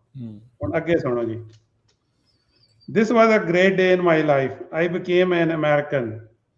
I could now develop myself to fullest potential. The cumbersome life of religious intolerance, caste, linguistic quibbles, racial rancor, provincial plurality ended for me. What a relief. I was overjoyed indeed. ਉਹ India ਬਾਰੇ ਗੱਲ ਕਰ ਰਹੇ ਵੀ ਉੱਥੇ caste, creed and all that. ਹੁਣ ਅੱਗੇ ਚੱਲੋ ਜੀ, ਅੱਗੇ ਕੀ ਕਹਿ ਰਹੇ ਨੇ। This was okay, but wait. But There wait, was some unrest. there was some unrest, some violation. The offenders were challenged by blacks. They gave a heroic battle to the violators of constitutional rights. These events put America back in its unique position, a glorious one. The true spirit of you, America prevailed.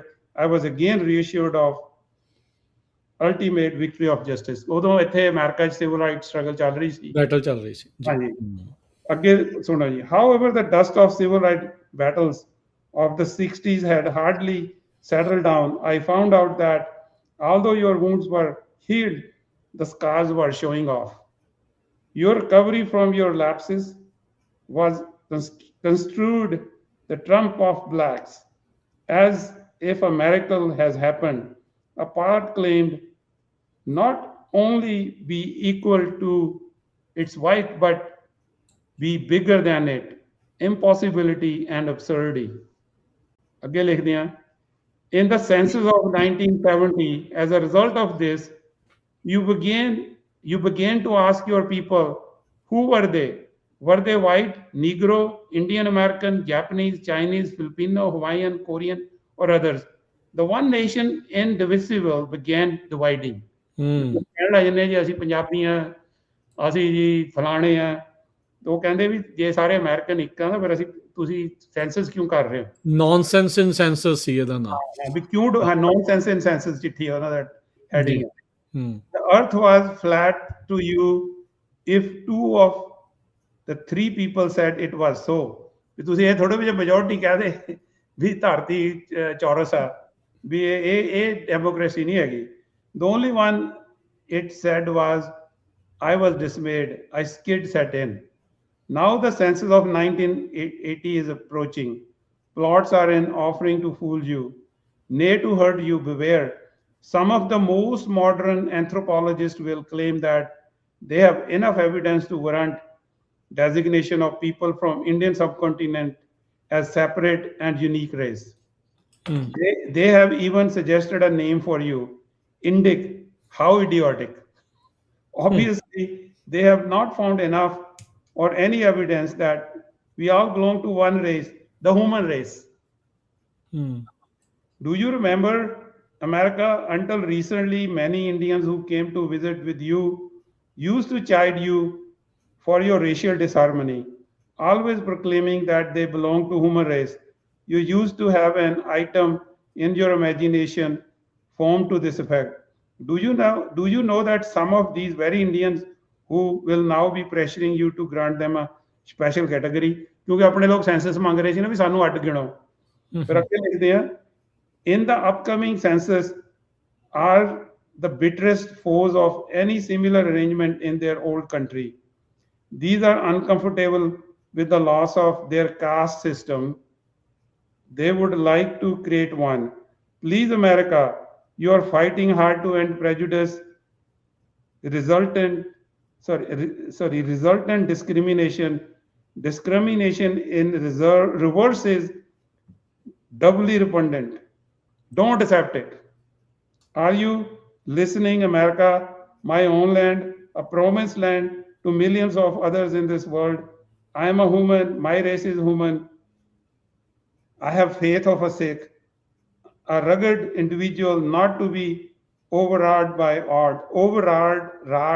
odds. And I am an American of my own choosing, standing firm on my constitutional rights. Do you need to ask any more of me in 1980 census? ਬਹੁਤ ਦੁਨੀਆਂ ਗੱਲਾਂ ਕਰ ਰਹੇ ਆ, ਤੇ ਮੇਰਾ ਕਹਿਣ ਦਾ ਮਤਲਬ ਇਹ ਹੈਗਾ ਵੀ ਜੇ ਅਸੀਂ ਅਮਰੀਕਾ ਦੇ ਵਿੱਚ ਕਿਸੇ ਤਰ੍ਹਾਂ ਕਾਮਯਾਬ ਹੋਣਾ, ਸਾਨੂੰ ਇਸ ਕੰਟਰੀ ਨੂੰ ਆਪਣਾ ਮੰਨਣਾ ਪਏਗਾ, ਤੇ ਇਸ ਕੰਟਰੀ ਦੇ ਜਿਹੜੇ ਸਿਸਟਮ ਦੇ ਵਿੱਚ ਹਿੱਸਾ ਲੈਣਾ ਪਏਗਾ, ਤੇ ਇਸ ਕੰਟਰੀ ਨੂੰ ਜਿਹੜੇ ਮਾੜੀ ਸੋਚ ਤੋਂ ਬਚਾਉਣ ਦੀ ਲੋੜ ਹੈ। ਕਈ ਵਾਰੀ ਅਸੀਂ ਜੋ ਸਾਡੇ ਪੁਰਾਣੇ ਲੜਾਈ ਝਗੜੇ ਅਸੀਂ ਇੱਥੇ ਲੈ ਕੇ ਆ ਜਾਂਦੇ ਹਾਂ, ਤੇ ਉਹ ਫਿਰ ਉਹ ਅਮਰੀਕਾ ਦੀ ਸਪਿਰਿਟ ਨਹੀਂ ਹੈਗੀ। ਤੇ ਇਹ ਆਪਣੇ ਅੰਕਲ ਹਰੀ ਸਿੰਘ ਦੇਖ ਲਓ, ਅੱਜ ਤੋਂ 1980 'ਚ ਇਹਨਾਂ ਨੇ ਚਿੱਠੀ ਲਿਖੀ, ਤੇ ਹੁਣ ਆਪਣਾ 2026 ਹੈ ਜੀ, 40 ਸਾਲ ਪਹਿਲਾਂ ਲਿਖੀ ਚਿੱਠੀ, ਤੇ ਉਹ ਅੱਜ ਵੀ ਬਿਲਕੁਲ ਵੈਲਿਡ ਹੈ। ਤੇ ਆਪਾਂ ਜਿਹੜੀਆਂ ਇਹਨਾਂ ਦੀਆਂ ਹੋਰ ਚਿੱਠੀਆਂ ਉਹ ਆਉਣ ਵਾਲੇ ਪ੍ਰੋਗਰਾਮਾਂ 'ਚ ਪੜ੍ਹਾਂਗੇ। ਮੇਰਾ ਕਹਿਣ ਦਾ ਮਤਲਬ ਇਹ ਹੈ ਵੀ ਜਿਹੜੇ ਸਾਡੇ ਪੁਰਾਣੇ ਬਜ਼ੁਰਗ ਸੀ, ਦੇਖ ਲਓ ਉਹਨਾਂ 'ਚ ਕੀ ਭਾਵਨਾ ਸੀ, ਸਾਇੰਸਦਾਨ, ਆਰਟ, ਹਿਊਮਨਿਜ਼ਮ, ਤੇ ਕੀ ਅਸੀਂ ਅੱਜ ਉਹਨਾਂ ਦੇ ਪੂਰਨਿਆਂ ਤੇ ਪੂਰੇ ਹੋ ਰਹੇ ਹਾਂ। ਜਦੋਂ ਅਸੀਂ ਆਪਣੇ ਧਾਰਮਿਕ ਅਦਾਰਿਆਂ 'ਚ ਲੜਾਈਆਂ ਕਰਦੇ ਹਾਂ ਇੱਕ ਦੂਜੇ ਨਾਲ, ਜਾਂ ਅਸੀਂ ਬਹਿ ਕੇ ਆਪਸ ਆਪਣੇ ਜਿਹੜੇ ਡਿਫਰੈਂਟ ਆਈਡੀਆਜ਼ ਨੂੰ ਇਕੱਠੇ ਬਹਿ ਕੇ ਅਸੀਂ ਰਿਜ਼ੋਲਵ ਨਹੀਂ ਕਰ ਸਕਦੇ। ਰੀਸੈਂਟਲੀ ਦੇਖੋ ਇਲੈਕਸ਼ਨ ਹੋਈ ਸੀ, ਸਾਡੇ ਆਪਣੇ ਬੰਦਿਆਂ ਨੇ ਇੱਕ ਸਾਡੀ ਜਿਹੜੀ ਲੇਡੀ ਖੜੀ ਸੀ ਕਾਂਗਰਸ ਦੇ ਲਈ, ਉਹਨੂੰ ਅਟੈਕ ਕਰਨਾ ਸ਼ੁਰੂ ਕਰਤਾ। ਸੋ ਵਿਚਾਰ ਅੱਡ ਹੋਣੇ ਕੋਈ ਮਾੜੀ ਗੱਲ ਨਹੀਂ, ਪਰ ਜੇ ਅਸੀਂ ਤਰੱਕੀ ਕਰਨੀ ਹੈ ਤਾਂ ਸਾਨੂੰ ਜਿਹੜੀਆਂ ਅਮਰੀਕਨ ਵੈਲਿਊਜ਼ ਦੇ ਨਾਲ ਖੜਨਾ ਪਏਗਾ। ਤੇ ਅਮਰੀਕਨ ਵੈਲਿਊਜ਼ ਤੇ ਸਿੱਖ ਵੈਲਿਊਜ਼ ਕੋਈ ਬਹੁਤਾ ਫਰਕ ਹੈ ਨਹੀਂ, ਕਿਉਂਕਿ ਅਸੀਂ ਵੀ ਮਾਨਵਤਾ ਦੇ ਬਰਾਬਰਤਾ 'ਚ ਬਿਲੀਵ ਕਰਦੇ ਹਾਂ, ਤੇ ਇਹ ਅਮਰੀਕਨ ਕੌਨਸਟੀਟਿਊਸ਼ਨ ਵੀ ਕਹਿੰਦਾ, ਤੇ ਸਾਨੂੰ ਇਹ ਕਦਰਾਂ ਕੀਮਤਾਂ ਨਾਲ ਖੜਨ ਦੀ ਲੋੜ ਹੈ। ਤਾਂ ਹੀ ਇਹ ਵਧੀਆ ਮੁਲਕ ਬਣੂਗਾ ਸਾਰਿਆਂ ਲਈ, ਇਕੱਲੇ ਸਿੱਖਾਂ ਲਈ ਨਹੀਂ, ਅਸੀਂ ਸਾਰਿਆਂ ਦੇ ਲਈ, ਸਾਰੇ ਇਨਸਾਨਾਂ ਲਈ, ਸਾਰੇ ਮਜ਼ਹਬਾਂ ਦੇ ਲਈ, ਸਾਰੇ ਲੋਕਾਂ ਦੇ ਲਈ ਅਸੀਂ ਸਰਬੱਤ ਦਾ ਭਲਾ ਤੇ ਸਾਰਿਆਂ ਦੇ ਹੱਕਾਂ ਦੇ ਲਈ ਅਸੀਂ ਇਕੱਠੇ ਹੋ ਕੇ ਚੱਲਣ ਲਈ ਦੀ ਸਾਨੂੰ ਉਪਰਾਲਾ ਕਰਨਾ ਚਾਹੀਦਾ ਜੀ। ਬਹੁਤ ਬਹੁਤ ਧੰਨਵਾਦ ਡਾਕਟਰ ਸਾਹਿਬ ਅੱਜ ਦੇ ਪ੍ਰੋਗਰਾਮ ਦੇ ਲਈ। ਸਮਾਂ ਵੀ ਜਿਹੜਾ ਹੁਣ ਆਪਣਾ ਸਮਾਪਤ ਆ। ਸੋ ਅੱਜ ਆਪਾਂ ਡਾਕਟਰ ਕਪਾਨੀ, ਹਰਗੋਬਿੰਦ ਖੁਰਾਨਾ ਤੇ ਹਰੀ ਸਿੰਘ ਐਵਰੈਸਟ, ਉਹਨਾਂ ਦੇ ਬਾਰੇ ਤੁਸੀਂ ਜਿਹੜੀਆਂ ਆਪਣੇ ਨਾਲ ਜਾਣਕਾਰੀਆਂ ਜਿਹੜੀਆਂ ਸਾਂਝੀਆਂ ਕੀਤੀਆਂ। ਆਉਂਦੇ ਪ੍ਰੋਗਰਾਮ ਦੇ ਵਿੱਚ ਹੋਰ ਜਿਹੜੀ ਇਤਿਹਾਸਿਕਤਾ ਤੇ ਇਤਿਹਾਸਿਕ ਗੱਲਾਂ ਜਿਹੜੀਆਂ ਆ ਉਹਦੇ ਨਾਲ ਆਪਾਂ ਤੁਹਾਨੂੰ ਰੂਬਰੂ ਕਰਾਉਂਦੇ ਰਵਾਂਗੇ। ਬਹੁਤ ਸ਼ੁਕਰੀਆ, ਬੜੀ ਮਿਹਰਬਾਨੀ, ਸਤਿ ਸ਼੍ਰੀ ਅਕਾਲ। ਥੈਂਕ ਯੂ ਜੀ, ਸਤਿ ਸ਼੍ਰੀ ਅਕਾਲ।